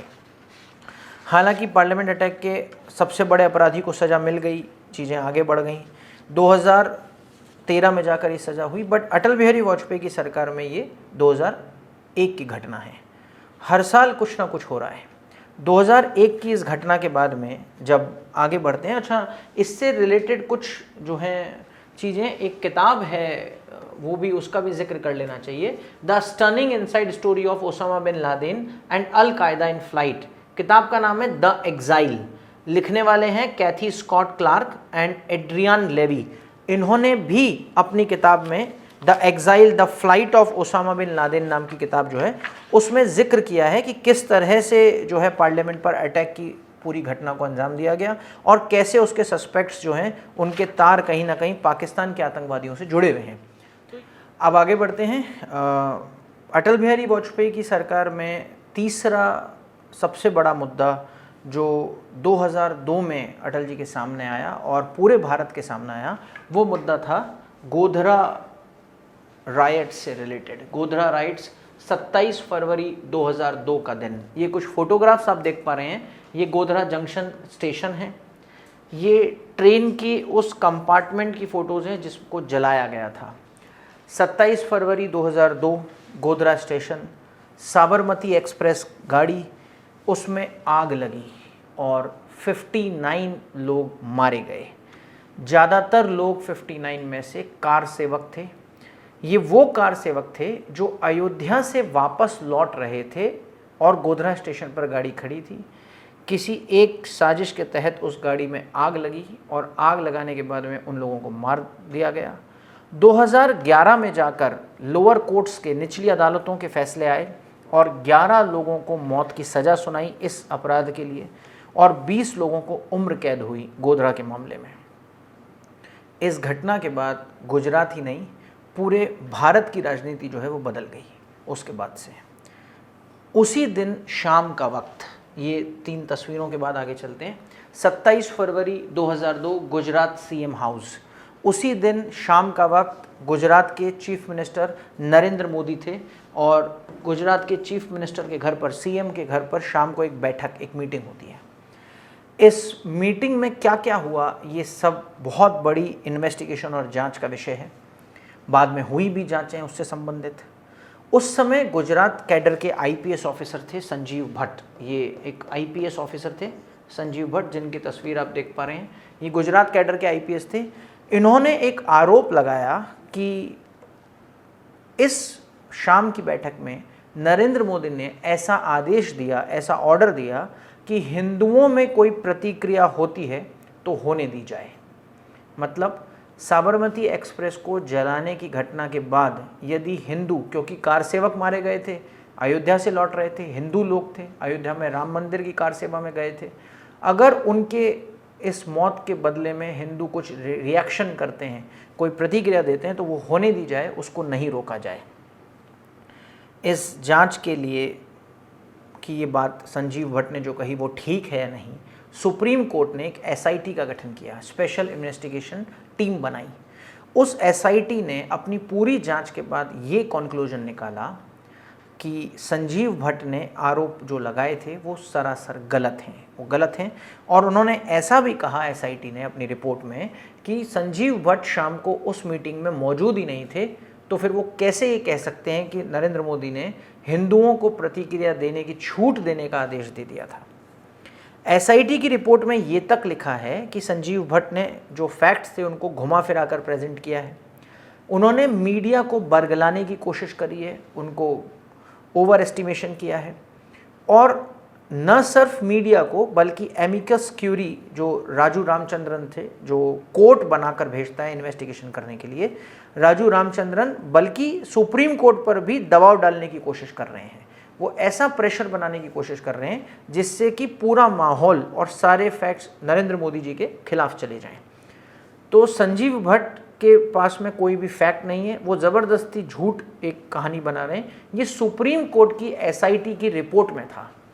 नरेंद्र मोदी पर बहुत सारे आरोप इस घटना के बाद लगे, पर उन आरोपों में संजीव भट्ट का आरोप बहुत बड़ा है कि हिंदुओं को प्रतिक्रिया देने के लिए छूट दे दी जाए। हालांकि कई बार ये सुनने में आता है, कई लोगों तक ने ये कहा है कि जो नरेंद्र मोदी हैं उनकी भूमिका बड़ी संदेहास्पद है, बड़ी डाउटफुल है इस घटना के बाद।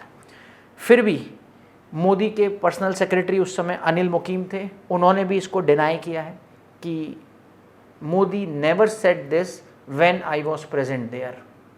तो मोदी ने ऐसा नहीं कहा। सीबीआई ने भी मोदी को क्लीन चिट दी इस मामले में कि नरेंद्र मोदी ने ऐसा कुछ मीटिंग में नहीं बोला था। एसआईटी ने भी बाद में इसको लेकर, इस मामले को लेकर एक क्लोजर रिपोर्ट डाल दी। क्लोजर रिपोर्ट वो होती है जिसमें मामले को खत्म कर दिया जाता है, सुप्रीम कोर्ट के सामने रिपोर्ट आ जाती है, सुप्रीम कोर्ट उस मामले को रद्द कर देता है। तो क्लोजर रिपोर्ट दाखिल कर दी एसआईटी ने और अल्टीमेटली क्या हुआ, मामला रफा दफा खत्म हो गया। तो नरेंद्र मोदी पर जितने भी आरोप लगे, सुप्रीम कोर्ट, सीबीआई, सभी ने उनको क्लीन चिट देकर मामले को खत्म किया। हालांकि 27 की एक मीटिंग में केवल प्रतिक्रिया की बातें ही नहीं हुई, एक बहुत बड़ा फैसला हुआ और उस बहुत बड़े फैसले ने बाद में गुजरात के अंदर हालातों को और बिगाड़ दिया। 27 की मीटिंग में एक बड़ा फैसला था कि जितने भी कार सेवक गोधरा में मारे गए हैं उन सब की लाशों को अहमदाबाद लाया जाएगा और खुले ट्रक में लाया जाएगा।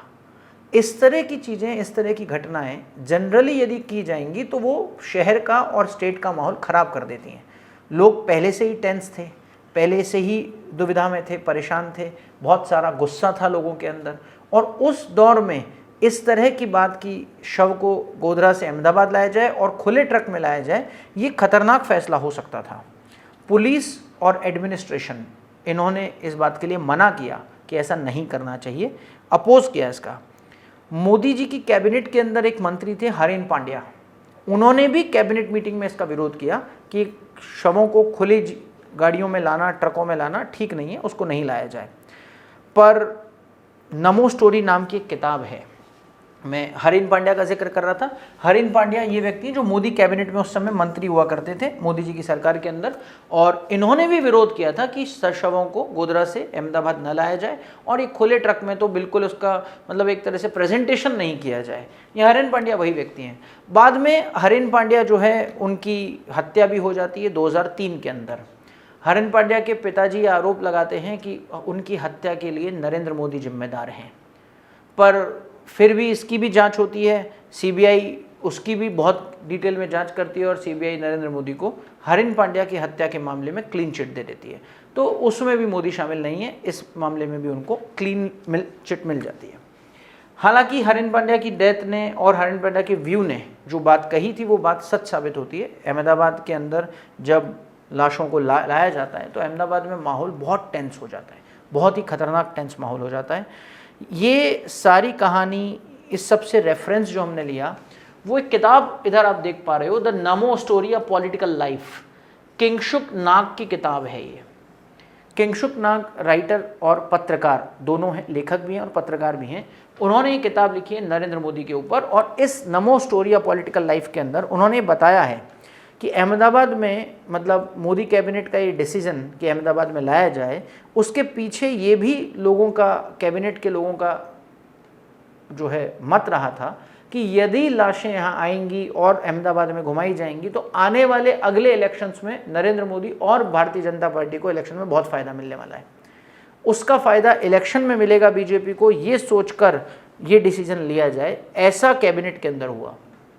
हरेन पांड्या जिनका जिक्र मैंने अभी किया था, जिन्होंने मना किया, सारा कैबिनेट हरेन पांड्या के खिलाफ हो गया और हरेन पांड्या की बात को दबा दिया गया। निर्णय यही लिया गया कि जो है सारी लाशों को ट्रकों में, खुले ट्रकों में लाया जाए। 28 फरवरी 2002 सुबह का समय खुले ट्रक में सारे शव अहमदाबाद आए, एक एक कर शहर में उनको घुमाया गया।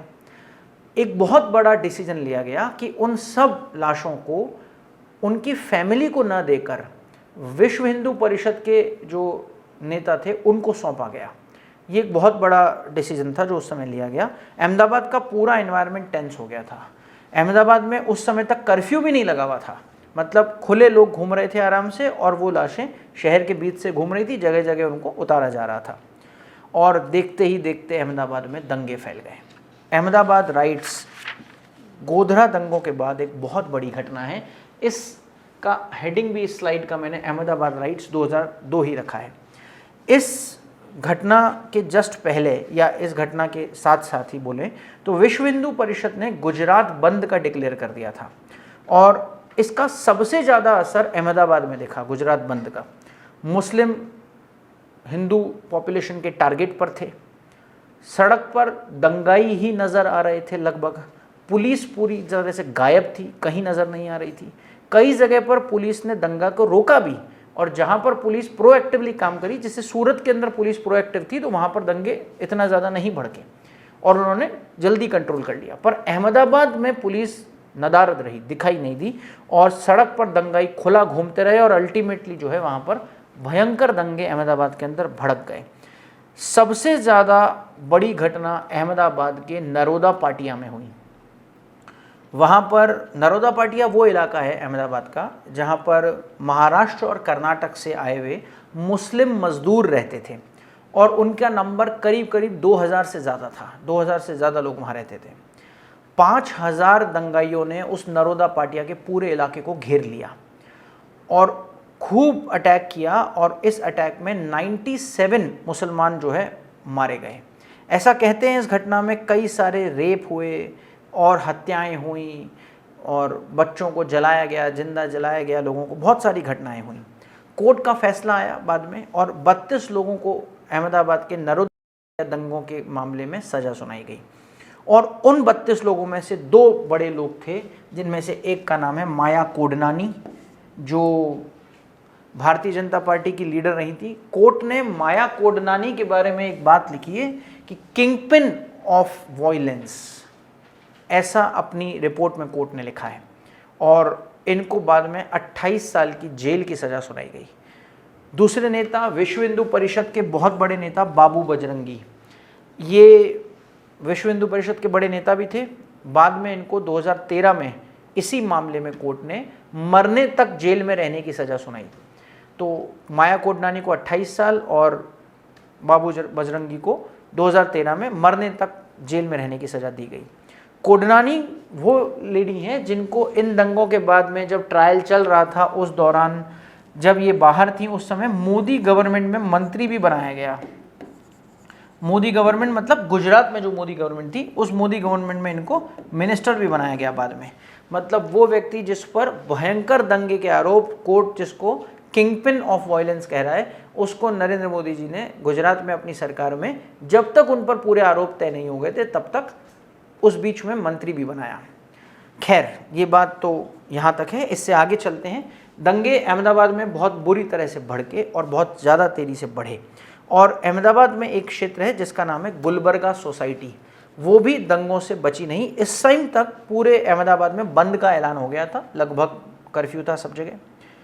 कांग्रेस के पूर्व सांसद जो अहमदाबाद की गुलबर्गा सोसाइटी में रह रहे थे जहाँ पर लगभग मुस्लिम आबादी रहती थी, पूर्व सांसद जो थे उनका नाम एहसान जाफरी है। ये उन्हीं का ही फोटो है जो अहमदाबाद में कांग्रेस के पूर्व सांसद रहे हैं। केवल पूर्व सांसद बोलना अधूरा रहेगा, कांग्रेस के पूर्व सांसद थे और ये उस गुलबर्गा सोसाइटी में रह रहे थे।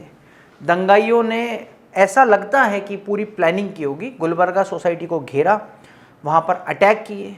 वहाँ के एसपी भी वहाँ से बाद में चले गए, मदद करने के लिए नहीं आए, जो उसके आसपास ही थे, और उन्होंने एहसान जाफरी को बाहर निकाला, खूब पीटा और बाद में जिंदा जला दिया। उनकी पत्नी का आरोप था कि ये ऐसा लग रहा था जैसे कि उनको मारने की पूरी साजिश थी कि एहसान जाफरी को मारा जाए और एक मैसेज कम्युनिटी में पहुंचाया जाए कि तुम्हारे नेता को ही नहीं छोड़ रहे हैं तो तुमको तो क्या ही बख्शेंगे। ये सारी घटनाएं गुलबर्गा सोसाइटी में हुई। इसी के साथ साथ गुजरात में वडोदरा में बेस्ट बेकरी एक केस हुआ, वो भी बहुत चर्चित रहा। वहाँ पर बेस्ट बेकरी नाम की जगह पर एक बेकरी थी जिसमें 14 लोगों को जिंदा जला दिया अटैक करके, जिसमें से 12 मुसलमान थे। इस सब मामले में 16 लोगों को सज़ा हुई, 4 लोगों को मौत की सज़ा हुई, पर ये मामले इसी तरह से चलते रहे। बहुत सारी घटनाएं हैं। बिल्किस बानो का रेप केस इन्हीं समय के दंगों से जुड़ा हुआ है। आज कुछ दिन पहले ही एक डिसीजन आया था कोर्ट का जिसमें उनको रिहा कर दिया गया, वो माफ़ी दे दी गई उनको। गुजरात गवर्नमेंट के हिसाब से 1267 लोग इन दंगों में मारे गए और जिसमें 70% मुसलमान थे। तो करीब करीब 850-900 लोग मुस्लिम आबादी इसके अंदर इन दंगों में मारी गई। इस सब दंगे के बाद में नेशनल ह्यूमन राइट कमीशन हरकत में आया, जो कि जनरली दंगाई इलाकों में इंस्पेक्शन कर दंगे के कारण और उनके जिम्मेदार लोगों की रिपोर्ट बनाता है। हालांकि एनएचआरसी एक कॉन्स्टिट्यूशनल बॉडी नहीं है, वो एक एक्स्ट्रा कॉन्स्टिट्यूशनल बॉडी है जो एक एक्ट के तहत बनाई गई है, पर फिर भी इससे उसकी इम्पोर्टेंस कम नहीं हो जाती। उस समय एनएचआरसी के जो चेयरमैन थे वो भारत के ex chief justice JS Verma थे। यहाँ उनका फोटो है, जस्टिस जेएस वर्मा उस समय जो है एनएचआरसी के चेयरमैन थे, नेशनल ह्यूमन राइट कमीशन के चेयरमैन थे, और इन्होंने इन दंगों के बहुत विस्तृत जो है दौरा किया दंगों के इलाकों का और अपनी रिपोर्ट्स बनाई। एनएचआरसी का चेयरमैन बनाना भारत में एक जनरल जो एक परंपरा है, उसका एक जो प्रोविज़न है, एनएचआरसी का चेयरमैन वही व्यक्ति बनता है जो व्यक्ति एक्स चीफ जस्टिस होता है इंडिया का। तो justice JS Verma chief justice थे और वो उस समय एनएचआरसी के चेयरमैन बन गए। इन्होंने दंगे के इलाकों का 2 बार दौरा किया, 2 बार वहाँ पर गए और बाद में अटल बिहारी वाजपेयी जो उस समय के प्रधानमंत्री थे उनको एक लेटर लिखा और लेटर में ये चिंताएं जाहिर करी कि ह्यूमन राइट्स का बहुत बड़ा वायलेशन हुआ है, दंगा पीड़ित लोग सफ़र कर रहे हैं, बड़ी रेफ्यूजी कैंप्स में ऐसे राहत शिविरों में रह रहे हैं। अफसोस की बात है कि गवर्नमेंट ने उनके दंगा पीड़ितों के लिए कुछ नहीं किया है, उनके मुआवजे के लिए भी कुछ नहीं किया गया, उनको रिहेबिलिटेट करने के लिए भी कुछ नहीं किया गया और सरकार की बहुत जो गतिविधियां हैं बहुत स्लो हैं और ढीली हैं और बहुत अच्छी नहीं हैं। हालांकि इन सब दंगों में 27 फरवरी हो गया, 28 फरवरी हो गया, एनएचआरसी हो गया, अटल बिहारी वाजपेयी कहाँ हैं? हमारी कहानी तो अटल स्टोरी का पार्ट है। अटल बिहारी वाजपेयी भारत के प्रधानमंत्री हैं, प्रधानमंत्री बीजेपी का है, गुजरात में सरकार भारतीय जनता पार्टी की है। उस दौर में भारत के प्रधानमंत्री कहाँ पर हैं, ये एक बहुत बड़ी चिंता है। और उन्होंने क्या किया? 2 मार्च 2002, आगे चलते हैं कहानी को लेकर। 2 मार्च 2002 का दिन अटल बिहारी वाजपेयी ने पहली बार बयान दिया, मतलब दंगे होने के या शुरुआत होने के, गोधरा की घटना होने के करीब 5 दिन बाद, 5वें दिन पर, और ये कहा कि ये सारी घटना देश के माथे पर एक कलंक है और भारत में ऐसी तरह की घटनाओं का होना विदेश में भारत की छवि को खराब करेगा, भारत की प्रतिष्ठा को गहरा आघात लगेगा। मैं विदेश जाऊंगा तो क्या मुंह लेकर जाऊंगा, इस तरह की बातें करी और ये बताया कि जो भी बच्चे अनाथ हुए हैं, जो बहनें बेवा हो गई हैं, मतलब विधवा हो गई हैं, उनके लिए हमारी सहानुभूति है, सरकार उनके साथ खड़ी है, उनकी हर संभव मदद की जाएगी। ऐसा एक जनरल आश्वासन अटल बिहारी वाजपेयी ने अपना दिल्ली से एक स्टेटमेंट बयान जारी कर वीडियो बयान के तहत दे दिया। वो वीडियो इंटरनेट पर अवेलेबल है और वो आप देख भी सकते हो।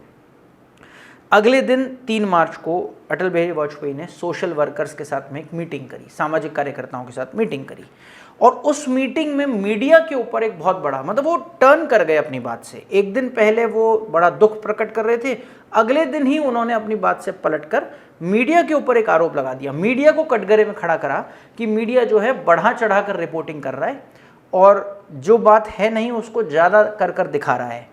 विश्व हिंदू परिषद, बजरंग दल, इनके बैन की डिमांड शुरू हो गई कि इन पर बैन लगाया जाए, दंगों में बहुत बड़ा रोल इनका है, पर अटल बिहारी वाजपेयी ने उससे मना कर दिया। विश्व हिंदू परिषद और बजरंग दल पर बैन लगाने से इनकार कर दिया। एक बड़ा स्टैंड लेने से अटल बिहारी वाजपेयी बचे, ऐसा लगता है।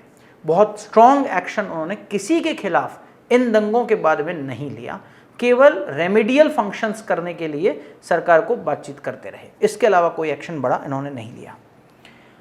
उस समय राष्ट्रपति भारत के के.आर. नारायणन थे, उन्होंने भी एक लेटर लिखा अटल बिहारी वाजपेयी को और उस लेटर में अपनी चिंताएं व्यक्त करी और बताया कि राहत शिविरों में लोगों को मुआवजा नहीं मिल रहा है, अभी तक भी कोई बहुत बड़ा डिसीजन सरकार ने नहीं लिया है, ये सब उन्होंने बातें करी। अटल बिहारी वाजपेयी इस सब के बाद में लगभग 1 महीने बाद, मतलब 27 फरवरी को दंगा हुआ, 2 मार्च को बयान आया, 4 अप्रैल को अटल बिहारी वाजपेयी ने पहला दौरा किया। ये उसी दौरे की फ़ोटो हैं, अटल जी ऑन गुजरात राइट्स। ये उस दौरे के बाद की फ़ोटो है जब शाम को दिन भर का पूरा दौरा करना, गोधरा जाना, साबरमती एक्सप्रेस जो जली थी उसका इंस्पेक्शन करना, देखना, दिन भर अपने राहत शिविरों में मिलना, लोगों से बात करना, वहाँ पर लोगों को बताना, फिर वही बात रिपीट करना कि भारत में जो है भारत की प्रतिष्ठा दुनिया में बहुत अच्छी है, मुसलमान देशों में भी अच्छी है, अब मैं बाहर जाऊंगा तो क्या मुंह लेकर जाऊंगा, और राहत शिविरों में जो हालात हैं उनको लेकर चिंताएं, ये सब चीज़ें जनरल बातें करी। 4 अप्रैल को गुजरात का दौरा किया और उस दौरे के बाद अटल बिहारी वाजपेयी ने शाम को जो है वहाँ एक भाषण दिया। उसमें ट्रेन की आग को उन्होंने दुर्घटना नहीं कहा, ये सोची समझी साजिश है, ऐसा कहा। और यहाँ से चीज़ें जो हैं, एक स्टैंड जो है वो बड़ा बदल जाता है कि ये एक घटना दुर्घटना नहीं थी, एक सोची समझी साजिश थी। जो दिख भी रहा था। जो कमीशन भी बाद में बैठा, उन्होंने भी उसको एक साजिशी करार दिया। कमीशन की रिपोर्ट आती है उससे पहले ही अटल जी ने एक फैसला सुना दिया कि जो घटना गोधरा में हुई थी वो एक प्लान्ड एक्शन था, और हाँ वो एक प्लान्ड एक्शन था, बाद में ये सब डिसाइड भी हुआ। पूरे दिन भर के दौरे को ख़त्म करने के बाद जब प्रधानमंत्री ने शाम को प्रेस कॉन्फ्रेंस की, ये उसी प्रेस कॉन्फ्रेंस का बहुत ही चर्चित फोटो है। इस प्रेस कॉन्फ्रेंस में एक शब्द जो है वो आज तक भी चर्चा में रहता है। नरेंद्र मोदी को घेरने वाले लोग इस वीडियो को और इस वर्ड को बहुत काम में लेते हैं। ये उसी प्रेस कॉन्फ्रेंस का फोटो है। यहाँ पर अटल बिहारी वाजपेयी और यहाँ उस समय के गुजरात के सीएम और आज के भारत के प्रधानमंत्री नरेंद्र मोदी। इस पूरी प्रेस कॉन्फ्रेंस में अटल बिहारी वाजपेयी नरेंद्र मोदी से एक शब्द कहते हैं कि मैं उम्मीद करूंगा और मैं इस सरकार को ये मैसेज देता हूं कि वो राजधर्म का पालन करें। राजधर्म, मैं भी उसका पालन कर रहा हूं, पालन करने की कोशिश कर रहा हूं, और मैं उम्मीद करूंगा कि नरेंद्र भाई भी उसका पालन करें। राजधर्म, इससे सार्थक शब्द कुछ नहीं हो सकता। ऐसा अटल जी मैसेज देते हैं जब ये बोल ही रहे होते हैं। ये वीडियो भी यूट्यूब पर अवेलेबल है, आप देख सकते हैं। जैसे ही बोले मोदी उससे मतलब अनकंफर्टेबल लग रहे थे, असहज लग रहे थे, और उस बातचीत के बीच में ही जैसे ही अटल जी थोड़ा सा पॉज लेते हैं और नरेंद्र मोदी जस्ट पास से बोल पड़ते हैं, वही कर रहे हैं साहब। अटल जी को ही बोलते हैं कि वही कर रहे हैं, और इसके बाद तुरंत अगली लाइन में अटल जी बदल जाते हैं, फिर बोलते हैं कि हाँ मुझे उम्मीद है कि नरेंद्र भाई इसका पालन कर रहे होंगे। और ये सब बोलकर अटल बिहारी वाजपेयी एक तरह से लगभग नरेंद्र मोदी को सभी आरोपों से मुक्त कर देते हैं।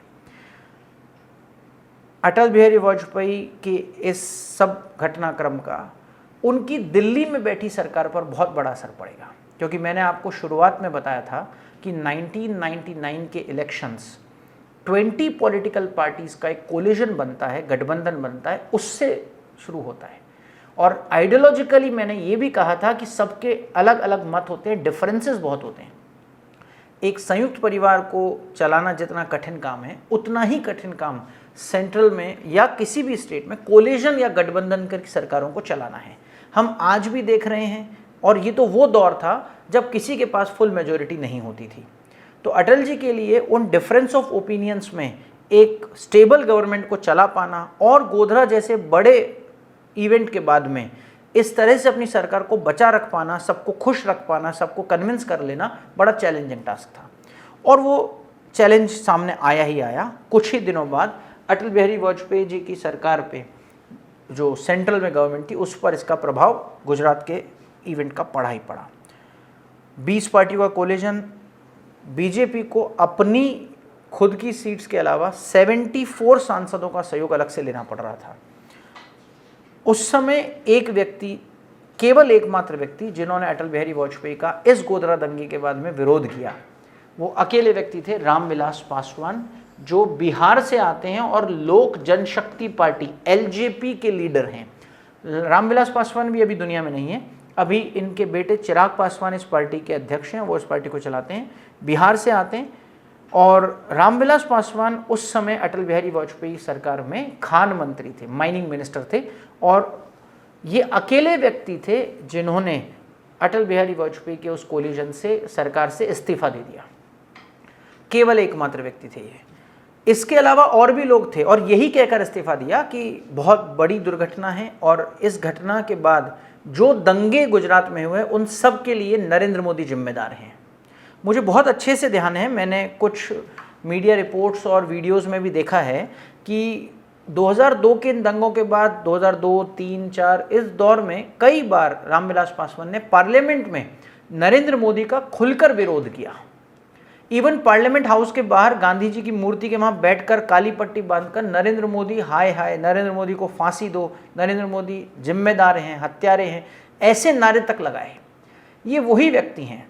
रामविलास पासवान को राजनीति का मौसम विज्ञानी कहते हैं, इसलिए कि इनको ये पता चल जाता है कि हवा का रुख कैसा है, किस तरफ है। 2003 में इन सब के बाद में माहौल बीजेपी के खिलाफ हो जाएगा भारत में, केवल गुजरात में ही नहीं, पूरे इंडिया में। ये बात इनको समझ आ गई थी कि अगले इलेक्शंस में बीजेपी का कोई फ्यूचर नहीं रहने वाला। और इतने अच्छे सफल मौसम विज्ञानी हैं राजनीति के कि जो सोचा वैसा हुआ भी। 2004 में अटल जी की सरकार, बीजेपी की सरकार चली जाती है और बहुत लंबे टाइम तक नहीं रहती। 2014 में जब आने वाली होती है, नरेंद्र मोदी प्रधानमंत्री बनते हैं, उससे जस्ट पहले 2013-14 के दौर में ही यही रामविलास पासवान, जो 2002 के दंगों के बाद में विरोध कर रहे थे नरेंद्र मोदी का, वो वापस नरेंद्र मोदी के साथ गठबंधन कर लेते हैं। मतलब अटल जी की सरकार को छोड़ा, इस्तीफा दिया नरेंद्र मोदी की वजह से, और 2014 में नरेंद्र मोदी के साथ चुनाव से पहले ही गठबंधन कर लेते हैं।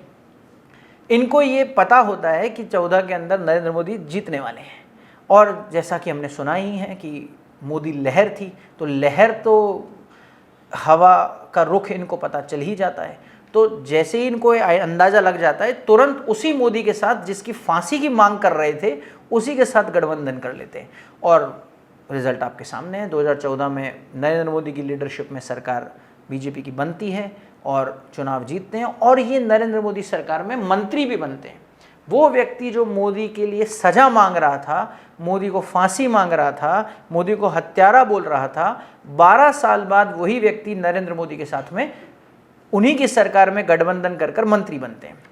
इसको बोलते हैं राजनीति के मौसम विज्ञानी, जो रामविलास पासवान थे। खैर, राजनीति में कोई भी स्थायी दुश्मन और स्थायी दोस्त नहीं होता, परमानेंट फ्रेंड और परमानेंट एनिमी नहीं होता। वहाँ पर मौका परस्ती होती है, समय देखकर जो है बदल दिया जाता है। दूसरे व्यक्ति हैं चंद्रबाबू नायडू। ये टीडीपी के नेता हैं। मैंने आपको बताया था शुरुआत में ही कि टीडीपी वो पॉलिटिकल पार्टी है जो सरकार को आउटसाइड से सपोर्ट कर रही है। तेलुगु देशम पार्टी, ये आंध्र प्रदेश की पार्टी है। टीडीपी, इनकी ये भी चाहते थे कि नरेंद्र मोदी का इस्तीफा लिया जाए। हालांकि ये समर्थन वापस नहीं लेते, पर इस्तीफे की मांग करते हैं कि नरेंद्र मोदी को इस्तीफा देना चाहिए, मोदी को हटाने की मांग करते हैं। ये एनडीए के उन नेताओं में से हैं जो मोदी को हटाने की मांग करते हैं, बट हाँ एनडीए का साथ देते हैं, छोड़ते नहीं हैं। तीसरे व्यक्ति नीतीश कुमार, ये बदलते रहते हैं। ये उस दौर में अटल बिहारी वाजपेयी सरकार में समर्थन था। जेडीयू इनकी पार्टी है, पॉलिटिकल पार्टी है, जनता दल यूनाइटेड, जेडीयू करके, और बिहार के सीएम है वर्तमान में। उस दौर में अटल बिहारी वाजपेयी सरकार में मंत्री थे, और ये नरेंद्र मोदी की तारीफ करते हैं।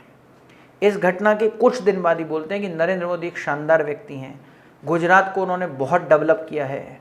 नरेंद्र मोदी के बारे में लोग बुराइयां करते हैं, उनके बारे में ऊट-पटांग बोलते हैं, बट ये कहते हैं कि मोदी की बातें, गुजरात के डेवलपमेंट से सब बात गायब हो जाती है। नरेंद्र मोदी एक शानदार व्यक्ति हैं, बहुत बढ़िया नेता है, और ये वो व्यक्ति हैं जो खुलकर मोदी की तारीफ करते हैं। हालांकि इस घटना के 11 साल बाद ये एनडीए का साथ छोड़ देते हैं, बीजेपी का साथ छोड़ देते हैं, पर ये वो व्यक्ति हैं जो मोदी की उस समय तारीफ कर रहे थे। बाद में ये नरेंद्र मोदी के साथ भी हो जाते हैं, अलग भी हो जाते हैं। 2014 में अलग हो जाते हैं, फिर बीच में वापस बीजेपी के साथ हो जाते हैं। अभी करंटली ये बीजेपी से अलग हो गए हैं, और अभी ये बिहार के सीएम हैं और बीजेपी के अगेंस्ट हैं। और अभी तो ये कोशिश कर रहे हैं बीजेपी के खिलाफ पूरे भारत में ऑपोजिशन को कलेक्ट करने का, इकट्ठा करने का। यही व्यक्ति हैं जो मोदी की तारीफ कर रहे थे 2002 के बाद में, जो अब मोदी के खिलाफ ऑपोजिशन को इकट्ठा करने का काम कर रहे हैं। तो मैंने बोला ना, राजनीति में कोई परमानेंट दुश्मन नहीं होता, ना परमानेंट दोस्त होता है।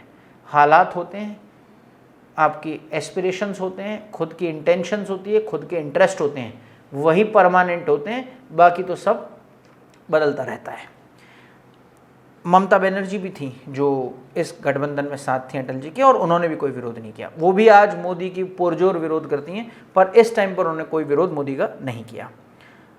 पार्टी के बाहर के लोग तो ऐसा कर ही रहे हैं, मतलब रामविलास पासवान विरोध में हैं, टीडीपी वाले कह रहे हैं कि मोदी का इस्तीफा लिया जाए, बट पार्टी के अंदर स्थितियां क्या थी, बीजेपी के अंदर स्थितियां क्या थी, वो भी इम्पॉर्टेंट एंगल है समझने का।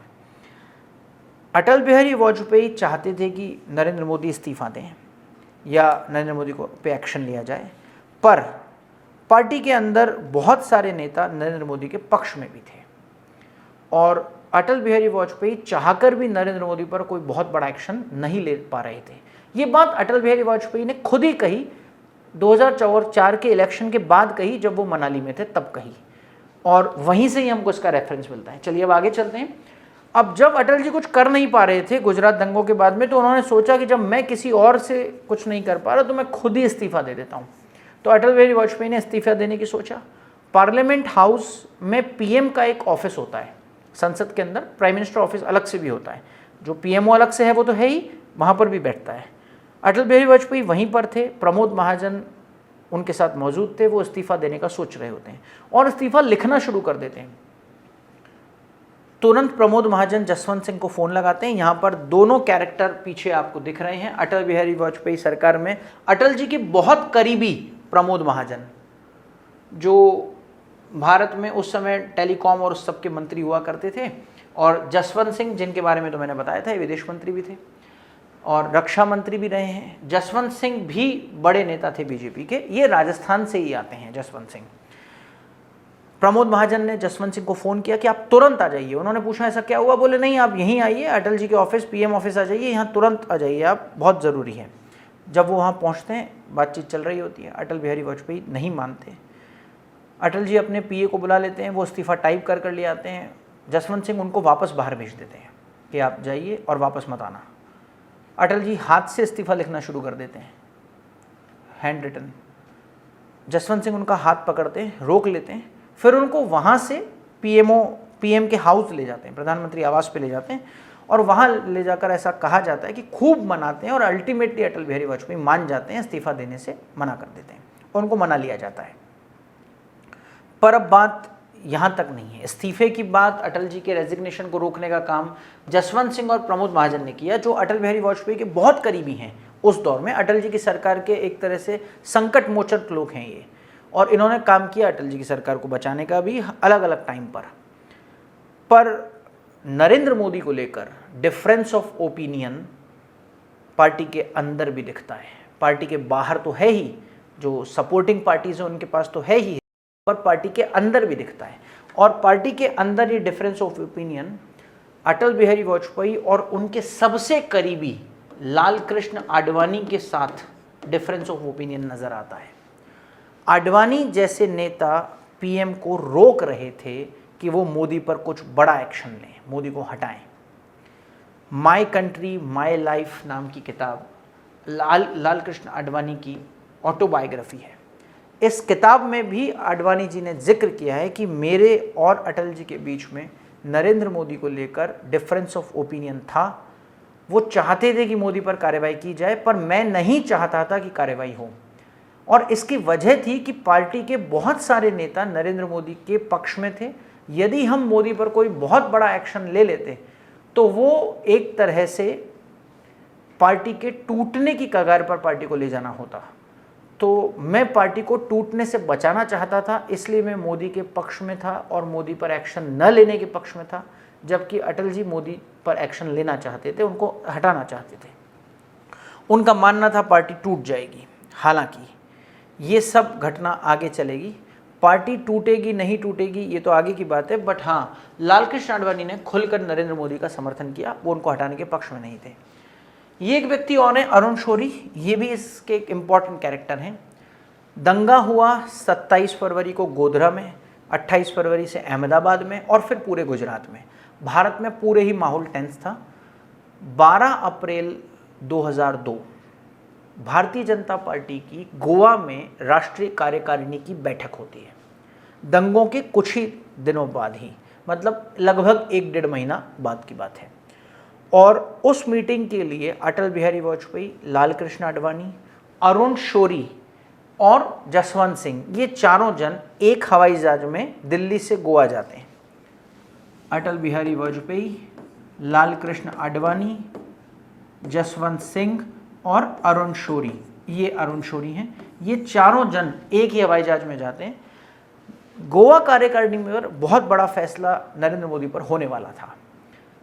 अटल बिहारी वाजपेयी और आडवाणी के डिफरेंस ऑफ ओपिनियन ने उनके बीच में एक बहुत बड़ी खाई पैदा कर दी। दोनों हवाई जहाज में भी एक दूसरे से बात नहीं कर रहे थे। ये सब चीज़ें अरुण शौरी और जसवंत सिंह के इंटरव्यूज से पता चलती हैं। जसवंत सिंह और अरुण शौरी का कहना है, अरुण शौरी ने उन दोनों के बीच बातचीत कराई। दोनों जन अखबार खोलकर बैठ जाते हैं। अटल जी भी अखबार खोलकर बैठ जाते हैं, चेहरा नहीं देखते। उधर आडवाणी भी सामने बैठकर अखबार खोलकर बैठ जाते हैं, एक दूसरे से बात ही नहीं करते। अरुण शौरी दोनों का अखबार लेते हैं, रखवाते हैं और बोलते हैं कि बात करो, मोदी पर डिस्कशन करना पड़ेगा कि क्या करना है। तो अटल जी कहते हैं करना ही पड़ेगा, क्या एक्शन लेना है करो तय, और एक्शन लेना ही चाहिए।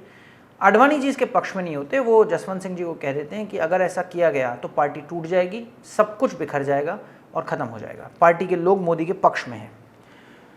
हालांकि वहाँ पर पहुंचकर क्या निर्णय होगा, इस पर जसवंत सिंह और अरुण शौरी के इंटरव्यूज़ में डिफरेंस ऑफ ओपिनियन है। जसवंत सिंह का कहना है कि हमने हवाई जहाज में तय किया था कि लालकृष्ण आडवाणी ने कि पार्टी जो है उसमें बवाल हो जाएगा और टुकड़े हो जाएंगे पार्टी के, तो बेटर है कि एक्शन न लिया जाए।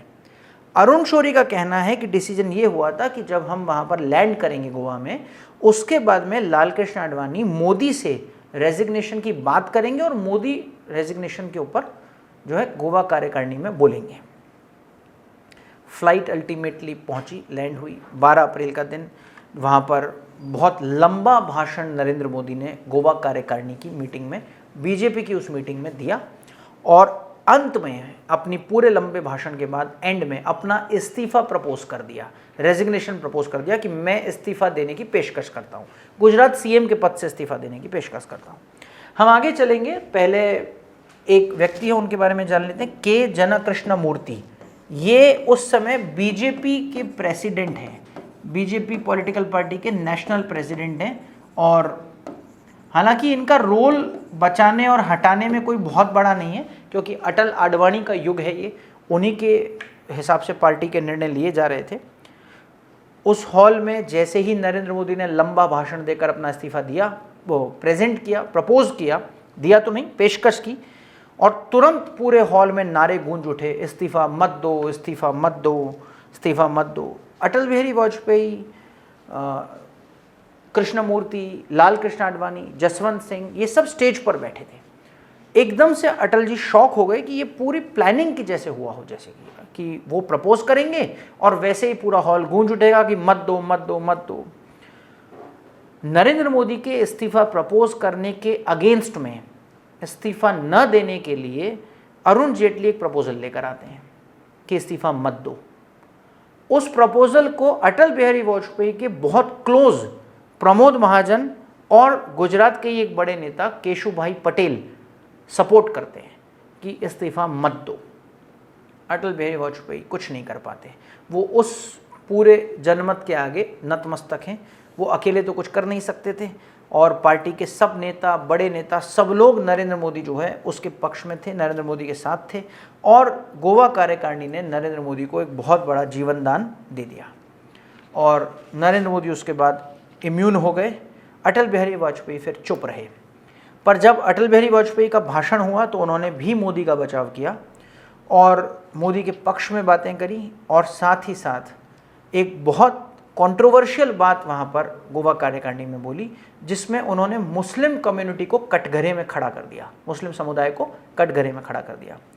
उन्होंने जो शब्द कहे वो एग्जैक्टली पढ़ रहा हूँ कि यदि साबरमती एक्सप्रेस की घटना नहीं होती तो दंगे नहीं होते।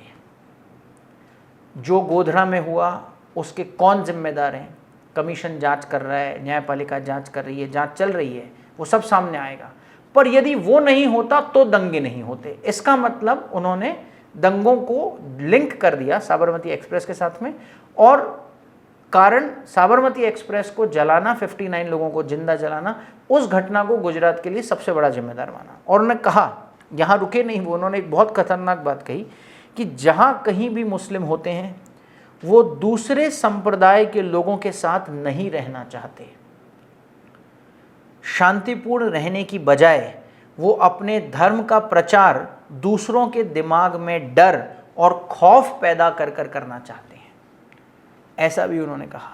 जहां मुस्लिम बहुत संख्या में हैं या होते हैं, वहां के शासकों को डर रहता है कि इस्लाम आक्रामक रुख अपना सकता है। अब एक तरफ तो मोदी का बचाव, दूसरी तरफ एक खास कम्युनिटी के खिलाफ इतना अग्रेशन, इतना खतरनाक भाषण, इतनी खतरनाक बात, और उससे फिर माहौल एकदम से और ज़्यादा टेंस हुआ। 2 दिन बाद मीडिया ने जब क्रिटिसाइज़ करना शुरू करा तो अटल जी ने सफाई दी कि उनका मतलब पूरी कम्युनिटी से नहीं था, वो कुछ लोगों के लिए कह रहे थे कि कुछ लोग ऐसा करते हैं, पूरी कम्युनिटी ऐसा नहीं करती। अटल जी अपने स्टैंड से हट गए। वो बहुत फर्म रहते भी नहीं थे, वो क्या हार में क्या जीत में किंचित नहीं भयभीत में, इस तरह से वो ये भी सही वो भी सही, इस तरह की कविता उनकी है भी। तो वो कभी इस पलड़े पर कभी उस पलड़े पर, तो अपनी बात से 2 दिन बाद ही मुकर गए।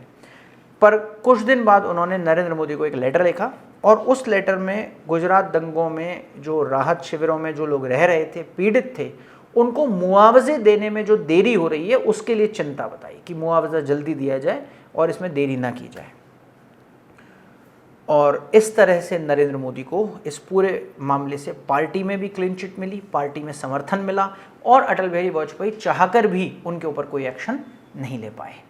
अटल बिहारी वाजपेयी चाहते थे, ये अभी तक तो किसी को नहीं पता था, ये बाद में ही पता चला जब अटल बिहारी वाजपेयी ने खुद मनाली में एक ये बात रखी चुनावों के बाद में। आगे चलेंगे। इस पूरी घटना के बाद में 2002 के दिसंबर में गुजरात में इलेक्शंस हुए। इलेक्शन से पहले गुजरात में करीब इन दंगों की वजह से 200 राहत शिविर, रिलीफ कैंप्स चल रहे थे। उनमें करीब 1.5 लाख विक्टिम्स, पीड़ित जो है वहाँ पर रह रहे थे। मोदी ने उन राहत शिविरों को लेकर एक बहुत ही कंट्रोवर्शियल स्टेटमेंट दे दिया था। उन्होंने मुस्लिम कम्युनिटी के लिए बिना नाम लिए ये बात बोली कि हम 2 हमारे 25, ये वाला बयान दे दिया। और ये बयान सीधा सीधा एक समुदाय संप्रदाय विशेष के खिलाफ था और मोदी चाहते थे कि राहत शिविरों को हटाया जाए। उससे गुजरात की और गुजरात गवर्नमेंट की छवि दुनिया में, देश में ख़राब हो रही है, तो वो चाहते थे कि राहत शिविरों को बंद कर दिया जाए और सरकार अब उसमें आगे कुछ नहीं करेगी। उन्होंने चुनाव की बात भी करी और चुनाव की बात करने के साथ साथ गुजरात गौरव यात्रा भी निकाली और जिसमें वो पूरे गुजरात में घूमकर उन्होंने यात्राएं की। उस समय इंडिया के चीफ इलेक्शन कमिश्नर थे JM लिंगदोह। अभी इनका पूरा नाम बताऊंगा, ये नाम नरेंद्र मोदी ने यूज़ किया गुजरात गौरव यात्रा के दौरान। JM लिंगदोह ने डिनाई कर दिया इलेक्शन करवाने से, बोला गुजरात में भी हालात सामान्य नहीं है। 27 फरवरी को दंगे हुए, दंगे चल ही रहे हैं, उसके बाद मार्च में अप्रैल में स्थितियां सामान्य नहीं हुई हैं और 6-7 महीने बाद आप इलेक्शन में चल जाओ, राहत शिविर चल रहे हैं, 1.5 लाख लोग तो वैसे ही कैंप्स में रह रहे हैं, कहाँ हालात हैं इलेक्शन कराने के। JM लिंगदोह ने मना किया, ये चीफ इलेक्शन कमिश्नर थे उस समय इंडिया के, और गुजरात गौरव यात्रा में नरेंद्र मोदी ने JM लिंगदोह को क्रिटिसाइज करते हुए पूरा नाम लिया। पूरा नाम है जेम्स माइकल लिंगदोह। इसके पीछे भी राजनीति है। वो क्रिश्चियन है, सोनिया गांधी भी क्रिश्चियन है। उन्होंने जेम्स माइकल लिंगदोह का कनेक्शन सोनिया गांधी से बनाने की कोशिश की थी कि कहीं ना कहीं कोई यही वजह है कि चुनाव होने नहीं दिए जा रहे गुजरात में। हालांकि अल्टीमेटली दिसंबर 2002 में गुजरात के चुनाव हुए और गुजरात इलेक्शंस में 182 सीटों में से 127 सीटें भारतीय जनता पार्टी, और यदि मैं बहुत शॉर्ट में कहूं तो नरेंद्र मोदी को मिल गई। 127 सीटें मिलना, 49.85% वोट मिलना, मतलब आधा गुजरात, आधा वोटर उनके साथ में, जिसने वोट किया 49.85% वोट नरेंद्र मोदी को और गुजरात में भारतीय जनता पार्टी को मिले। कांग्रेस खूब कोशिश करती रही पर अल्टीमेटली 51 सीट्स पर सिमट गई। 39% करीब इनको वोट मिला, 39% वोट बैंक था और 51 सीटें मिली। गुजरात में फुल मेजॉरिटी के साथ में नरेंद्र मोदी फिर से चीफ मिनिस्टर बना दिए गए। मोदी का अहमदाबाद के सरदार पटेल स्टेडियम में शानदार शपथ ग्रहण समारोह हुआ। उसी अहमदाबाद में जिसमें 6 महीने पहले दंगे हो रहे थे, वहाँ पर शानदार शपथ हुई। अटल बिहारी वाजपेयी, लाल कृष्ण आडवाणी सब उस शपथ में पहुँचे। मोदी का कद जो है ना, इस टाइम तक बहुत बड़ा हो गया था और पार्टी में ऐसा हो गया कि मोदित्व और हिंदुत्व एक सिक्के के 2 पहलू हैं। गोवा में क्लीन चिट मिलना, उसके बाद में चुनाव होना, चुनाव में इतना प्रचंड बहुमत मिलना और उसके बाद में सीएम वापस चुना जाना, विधायकों ने सीएम चुना, इस सब के बाद में मोदी का कद पार्टी में बड़ा हो गया। 2002 के बाद में 2003, इसके तुरंत बाद 2003 में 3 स्टेट्स में अलग अलग जगह चुनाव हुए, जिनमें एक राजस्थान भी है। राजस्थान, एमपी और छत्तीसगढ़, इन 3 स्टेट्स में चुनाव होने थे और तीनों स्टेट में 2003 में भारतीय जनता पार्टी की सरकार बनी, बीजेपी जीती। 2002 में गुजरात जीते, 2003 के दिसंबर में साल भर के अंतर पर ही 3 के अंदर राजस्थान, एमपी और छत्तीसगढ़ भी जीत गए। तो कॉन्फिडेंस बढ़ गया था, सब आगे बढ़ गए थे। अटल बिहारी वाजपेयी ये समझ गए, पार्टी के लोगों को लग रहा था, ओपिनियन पोल्स ऐसा कह रहे थे कि भारतीय जनता पार्टी की सरकार रिपीट हो जाएगी, क्योंकि जिस कॉन्फिडेंस से 3 चुनाव जीत गए, गुजरात जीत गए, 4 इलेक्शंस जीतने के बाद में तो कॉन्फिडेंस होगा ही होगा कि अब जीत ही जाएंगे। 4 स्टेट जीते हैं, इसका मतलब पब्लिक का मैंडेट आपके साथ में है, लोग आपके साथ में हैं। और समय से पहले चुनाव कराने का डिसीजन ले लिया। चुनाव होने थे अक्टूबर में, वो 6 महीना पहले ही कराने का निर्णय अप्रैल मई में ही ले लिया गया 2004 में। और इस सब के पीछे भी अलग कहानी है, कभी उसको अलग से करेंगे। 2004 के इलेक्शंस और उससे आगे की कहानी, कैसे मनमोहन सिंह प्रधानमंत्री बनते हैं, एक्सीडेंटल प्राइम मिनिस्टर जिनको कहते हैं हम भारत में। बट अटल बिहारी वाजपेयी सब कुछ भूल कर पीछे इन 3 चुनावों, 4 चुनावों को जीतने के बाद फील गुड फैक्टर के साथ आगे बढ़े। एक टर्म काम में लिया इस दौर में, फील गुड। ये हो गया जो हो गया, आगे बढ़ो, अच्छा सोचो, अच्छा फील करो। अब चाहे जो हो रहा हो, फील अच्छा करो, फील गुड। और इस दौर में 2-4 काम बहुत अच्छे हो भी रहे थे। इन्फ्लेशन कम हो गई थी, ग्रोथ रेट 8% पहुंच गई थी इंडिया की, जीडीपी ग्रोथ रेट। इस बीच में अटल बिहारी वाजपेयी ने 2-3 बड़े फैसले भी लिए थे, जिसमें 86th अमेंडमेंट किया, जिसमें राइट टू एजुकेशन के से रिलेटेड प्रोविजंस किए गए, एजुकेशन से रिलेटेड प्रोविजन हुए। इंडियन कॉन्स्टिट्यूशन में आर्टिकल 21A आया, उसके अंदर एजुकेशन जो है फंडामेंटल राइट की तरह लोगों को दिया गया। फंडामेंटल ड्यूटी में 11th नंबर की ड्यूटी जोड़ी गई और डायरेक्टिव प्रिंसिपल्स में सरकार को निर्देश दिए गए कि वो फ्री और कंपलसरी एजुकेशन प्रोवाइड करवाए। तो एजुकेशन पर बड़ा काम किया, सर्व शिक्षा अभियान चलाया, गोल्डन क्वाड्रिलेटरल बनाने का डिसीजन लिया, जिसमें दिल्ली, मुंबई, चेन्नई और कोलकाता को कनेक्ट करा 6 लेन का हाईवे। जो आज हम देखते हैं ना, दिल्ली मुंबई एक्सप्रेसवे और ये सब कुछ, ये सब जो है उसी दौर में बना। 2005 में कांग्रेस गवर्नमेंट ने एक रिपोर्ट प्रेजेंट करी थी। उस रिपोर्ट में उन्होंने ये माना कि आज़ादी के बाद से लेकर 2005 तक जितनी भी सड़कें भारत में बनी हैं, उसमें से 50% लगभग सड़कें केवल अटल बिहारी वाजपेयी के टेन्योर में बनी हैं। मतलब भारत में सारी सड़कें एक तरफ, अटल जी के टेन्योर में बनी सड़कें एक तरफ। इसीलिए अभी रिसेंटली नरेंद्र मोदी जी ने अटल जी के लिए एक शब्द काम में लिया था, भारत मार्ग विधाता। मतलब हाईवेज का डेवलपमेंट जितना भारत में पहले नहीं हुआ था, अकेला 50% डेवलपमेंट अटल जी की सरकार में हुआ। तो केवल ये चैलेंजेस ही नहीं थे, बहुत बड़े बड़े काम किए हैं। सर्व शिक्षा अभियान, संचार क्रांति, उसके अंदर मोबाइल का लेकर आना और उससे रिलेटेड काम, फिर उसके ग्रोथ रेट 8% होना, जीडीपी ग्रोथ रेट, सड़कों का इतना बड़ा जाल बिछाना, इंफ्रास्ट्रक्चर पे बहुत बड़ा काम अटल जी ने किया। ये सब निर्णय अटल जी को लग रहा था कि देश जो है बहुत तेजी से आगे बढ़ रहा है और फील गुड फैक्टर है, India is shining, Bharat shine कर रहा है। उनका चुनावी जो कैंपेन था वो भी इसके इर्द गिर्द ही चल रहा था, इंडिया शाइनिंग का नारा दिया और इसको हिंदी में भारत उदय ऐसा नारा दिया। और उन्होंने कहा 6 महीने पहले ही, कॉन्फिडेंस बहुत सही था, ओपिनियन पोल कह रहे थे मोदी जी अटल जी रिपीट करेंगे, दोबारा प्रधानमंत्री बनेंगे। तो इस नारे के साथ में वो चुनावों में चले गए, इंडिया शाइनिंग के। और नरेंद्र मोदी भी सब कुछ भूलकर आगे बढ़ गए। वो वाइब्रेंट गुजरात करने लगे, जिसमें दुनिया भर से गुजरात में इन्वेस्टमेंट लाने के लिए कोशिशें करना शुरू कर दी। सब लोग कॉन्फिडेंट थे कि वापस आएंगे, ओपिनियन पोल भी पक्ष में थे। पर 2004 का इलेक्शन हुआ और भारतीय जनता पार्टी हारी उस इलेक्शन में। आखिरी स्लाइड में यूनियन इलेक्शन 2004 से रिलेटेड बातें हैं। सारा कॉन्फिडेंस था, फिर भी यूनियन इलेक्शन में भारत की सरकार जो रिपीट नहीं हो पाई और अटल जी उस चुनावों में हार गए।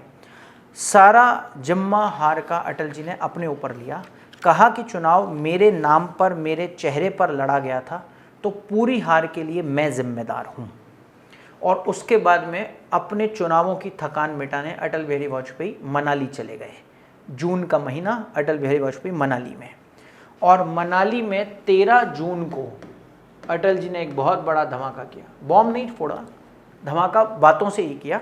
अटल जी ने वहाँ पर एक इंटरव्यू के दौरान, प्रेस कॉन्फ्रेंस के दौरान ये कहा कि 2004 में हमारी हार का कारण गुजरात में हुए 2002 के दंगे भी हो सकते हैं।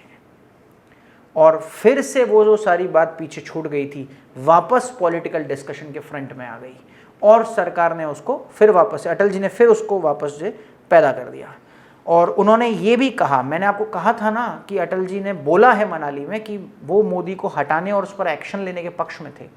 तो उन्होंने ये भी मनाली में कहा कि मैं मोदी को हटाना चाहता था, पर संघ ने, संघ मतलब आरएसएस ने मोदी का बचाव किया और मोदी के बने रहने में संघ का बहुत बड़ा हाथ था। मोदी संघ के करीब भी आ गए थे उस, और संघ से रहे हैं तो संघ से जुड़े भी रहे। उन्होंने ये भी कहा कि मुंबई में जो अब कार्यकारिणी की बैठक होने वाली है, उस बैठक में हम मोदी पर फैसला लेंगे, मोदी पर चर्चा करेंगे। संघ को और पार्टी को बहुत बड़ा झटका इस दौर पर लगा। मेरे पीछे आप दो फोटो देख पा रहे हो। एक फोटो है के सुदर्शन का, जो उस दौर में आरएसएस के चीफ थे, संघ प्रमुख थे, आरएसएस के चीफ थे, के एस सुदर्शन। और दूसरी फोटो वेंकैया नायडू जी, ये उस समय भारतीय जनता पार्टी के प्रेसिडेंट थे, बीजेपी के प्रेसिडेंट थे। अटल बिहारी वाजपेयी का मनाली में दिया गया भाषण बीजेपी ही नहीं, साथ साथ में संघ के लिए भी बहुत बड़ा सेटबैक था। तुरंत रिएक्शन आया। संघ जनरली चुनावों और पॉलिटिक्स की बातों से दूर रहता है, वो एक्टिव पॉलिटिक्स में नहीं रहता, संघ अपने काम करता रहता है अलग अलग तरीके से। के सुदर्शन ने अटल बिहारी वाजपेयी की इस बात को सिरे से खारिज कर दिया और कहा, उन्होंने कहा कि क्या राजस्थान, एमपी, छत्तीसगढ़ और गुजरात में ही, क्या वहाँ पर दंगों का असर नहीं हुआ? क्या वहाँ पर दंगों की वजह से हम नहीं हारे? अभी मैंने आपको बताया था कि 2003 में हम 3 स्टेट में फुल मेजोरिटी से सरकार बीजेपी की बना चुके हैं, ऐसा के सुदर्शन ने कहा। तो क्या दंगों का असर सीधा 2004 पर ही पड़ा? बीच के जो इलेक्शन है उन पर असर नहीं पड़ा? तो उन्होंने और ये भी बोला कि मोदी पर हमला, संघ का ये मत भी था कि मोदी पर हमला हिंदुत्व पर हमला है। और उन्होंने 2004 की हार का कारण बीजेपी का या अटल जी का मुस्लिम वोटों का पीछा करना बताया। बोले आप मुस्लिम अपीस करने के चक्कर में रहे और उस वोट बैंक को अपीस करने के चक्कर में आप हिंदुओं से आपका जो है इंटरेस्ट चला गया और इस वजह से आप हारे। संघ का भी मानना था कि मोदी, और जो मोदी की वजह से अगर हार को बोलोगे तो वो एक तरह से हिंदू आंदोलन को कमज़ोर करना है भारत में। और भारतीय जनता पार्टी पर ये आरोप तो रहते ही हैं, उनकी पॉलिटिक्स हिंदुत्व की पॉलिटिक्स है, ऐसा बोलते ही हैं। तो के सुदर्शन ने उसको खारिज कर दिया। इस बयान के अगले ही दिन, मतलब अटल जी का 13 जून को बयान आया, उसके अगले ही दिन बीजेपी की तरफ से भी बीजेपी के बड़े नेता दिल्ली में मिले। और मैंने आपको बोला था उस समय बीजेपी के प्रेसिडेंट वेंकैया नायडू थे, उन्होंने भी बोला, अटल जी ने एक स्टेटमेंट दिया, मुंबई में कार्यकारिणी में बैठक में मोदी पर फैसला लेंगे, गुजरात पर फैसला लेंगे। वेंकैया नायडू ने उसको रिजेक्ट कर दिया। उन्होंने मना कर दिया कि मुंबई में नेतृत्व, गुजरात का नेतृत्व बदलने की, परिवर्तन करने की कोई बात नहीं होगी। गुजरात पुरानी बात हो गई है, वो बात सब खत्म हो गई है, गुजरात पर कोई चर्चा नहीं होगी। ऐसी बात बीजेपी प्रेसिडेंट वेंकैया नायडू कर रहे हैं। उन्होंने मोदी पर कोई भी डिसीजन लेने से मना कर दिया। अब आप अटल बिहारी वाजपेयी जी की वीक होती हुई पोजीशन को देखोगे पार्टी के अंदर। मनाली में अटल जी बोल रहे हैं कि मोदी पर फैसला लेंगे गुजरात में, दिल्ली में बीजेपी प्रेसिडेंट कह रहे हैं कि मोदी पर कोई फैसला नहीं होगा, कोई परिवर्तन नहीं होगा। संघ कह रहा है कि मोदी जिम्मेदार नहीं है, मोदी पर हमला हिंदुत्व पर हमला होगा। संघ बीजेपी से बहुत जुड़ा हुआ है, सभी जानते हैं, बीजेपी और संघ एक दूसरे से संबंधित हैं। और संघ और बीजेपी के मुखिया यदि अटल जी की बात को खारिज कर रहे हैं और मोदी के पक्ष में फैसला ले रहे हैं, मोदी के पक्ष में खड़े हैं, तो यह अटल जी की पोजीशन को कमजोर करने वाला है। और ये बात वो खुद भी समझ गए होंगे। उन्होंने कहा चर्चा होगी, नहीं होगी, बट अटल जी का दौर अब लगभग ढलान पर है। पार्टी की कोशिश थी कि अटल जी की प्रतिष्ठा भी बच जाए और नरेंद्र मोदी को भी बचा लिया जाए, दोनों ही काम हो जाएं। जब अटल जी को ये पता चला कि संघ से ये बात आई है, बीजेपी प्रेसिडेंट ये बोल रहे हैं, वेंकैया जी ये कह रहे हैं, तो उन्होंने मनाली में एक कॉन्फ्रेंस में एक बात कही जो सिंबलाइज करती है उनकी कमज़ोर होती हुई स्थिति को। उन्होंने कहा कि ऊंचे पहाड़ों पर केवल बर्फ जमती है, पेड़ नहीं लगते, पौधे भी पैदा नहीं होते, छोटे मोटे जानवर भी पैदा नहीं होते, जमती है तो सिर्फ बर्फ, सिर्फ बर्फ। अब बर्फ ही जम गई तो अब क्या करें। मतलब ऊंचे पहाड़ों पर अटल बिहारी वाजपेयी भारतीय जनता पार्टी के ऊंचे पद पर बैठे हुए व्यक्ति, ऊंचा कद रखने वाले व्यक्ति, उसको बीजेपी का अटल युग कहते हैं हम, वो व्यक्ति, उनके ऊपर बर्फ जम गई। अब वहाँ पर उनका कोई मतलब नहीं रह गया, तो अब उनकी कमज़ोर होती हुई स्थिति दिखेगी। उन्होंने ये सब तो बोल दिया। 6 दिन बाद वो दिल्ली लौटे। जब दिल्ली पहुँचे तो फिर उनके सुर ठंडे पड़ गए। मैं कह रहा हूँ ना कि वो जो शिव मंगल सुमन की कविता पढ़ते हैं कि ये भी सही वो भी सही, तो वो बदल जाते हैं और फर्म स्टैंड नहीं ले पा रहे। 6 दिन बाद दिल्ली में अटल बिहारी वाजपेयी के सुर ठंडे पड़े और वो बोले कि हम राजस्थान जीते, एमपी जीते, छत्तीसगढ़ जीते। क्या वहाँ पर दंगे नहीं दिख रहे थे क्या? हम गुजरात भी जीते, 25 में से हम 23 सीटें लोकसभा की जीत गए राजस्थान में। तो ये सब चीज़ें अब बेकार हैं। उन्होंने ये तक भी कहा कि मोदी को हटाने का मुद्दा पुराना हो गया है, अब उसका कोई लेना देना नहीं है। अटल बिहारी वाजपेयी सीधा सीधा दिख रहे थे कि बीजेपी में आप किनारे कर दिए गए थे। और मैं यही कहूँगा कि ये भारतीय जनता पार्टी में 2004 के बाद वाजपेयी युग का अंत है, ये एंड हो गया है। अब पार्टी अध्यक्ष नायडू ने मुंबई में एक लाइन भी बोली और उससे भी एक बहुत बड़ी बात पता चलती है। वेंकैया नायडू ने मुंबई में कार्यकारिणी की बैठक में 3 बार बोला कि बीजेपी व्यक्ति आधारित पार्टी नहीं है, BJP is not a person oriented या पर्सनैलिटी ओरिएंटेड पार्टी। साफ बात थी कि सीधा सीधा अटल जी के बारे में कहा जा रहा था कि आपसे रिलेटेड कोई भी निर्णय व्यक्तिगत नहीं होता, यहाँ पूरी पार्टी निर्णय लेती है, वही होता है। हालांकि अटल जी पूरी पार्टी के निर्णय को मान रहे थे, उसके आगे सरेंडर थे, उन्होंने मोदी पर कोई कार्रवाई नहीं करी, वो चाहते हुए भी नहीं कर पाए क्योंकि पार्टी नहीं चाहती थी।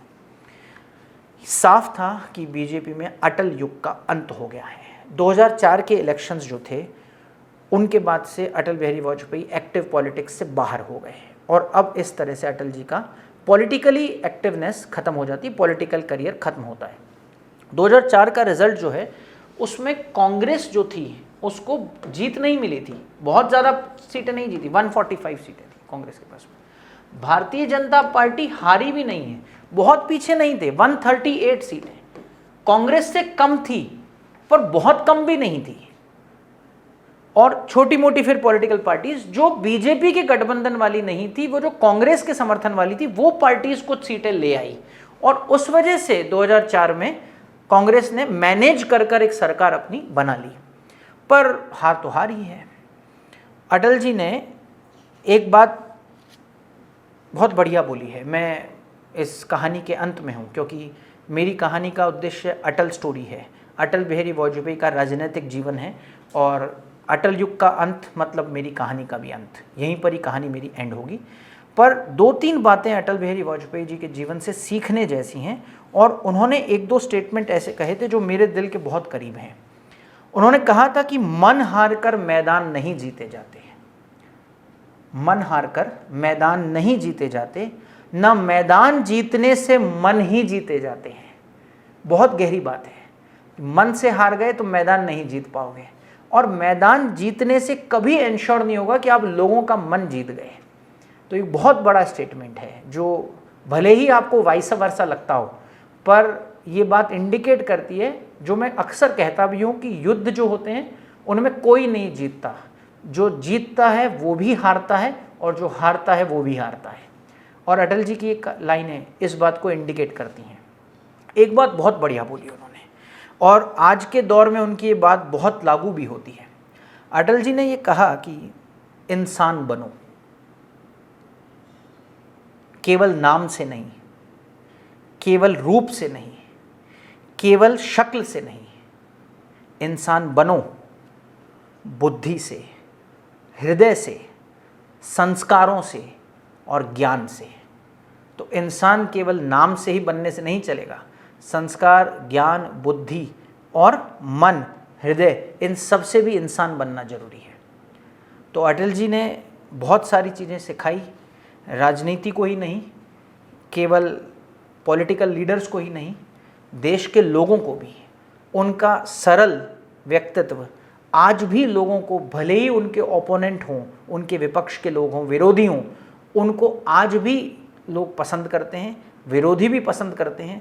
वो एक ऐसे नेता थे जो अपनी पार्टी लाइन से बाहर निकलकर विरोधियों के भी पसंदीदा रहे और पार्लियामेंट्री पॉलिटिक्स और राजनीति की शुचिता, मतलब पॉलिटिक्स की प्योरिटी को बनाए रखने वाले भारत के एक बहुत बड़े एक स्टेट्समैन की तरह जाने जाएंगे। और मुझे उम्मीद है कि आपको मेरी ये प्रयास, अटल स्टोरी के दोनों एपिसोड पसंद आए होंगे। दोनों वीडियोस आप लोगों ने बहुत इत्मीनान से सुने और पूरी कहानी को सुना और अटल जी की इस पूरी स्टोरी को हमने आपके सामने प्रेजेंट किया। मुझे उम्मीद है कि आपको ये पसंद आया होगा और आप ऐसे ही साथ बनाए रखेंगे। ऑनलाइन जितने लोग देख रहे हैं वो लोग भी आगे आप और कौन सी स्टोरीज़ सुनना चाहते हैं, पॉलिटिकल स्टोरीज़ लेकर मैं आपके बीच आता रहूँगा और आपके सामने सारे तथ्य लाता रहूँगा। बहुत बहुत धन्यवाद। Thank you, thanks a lot.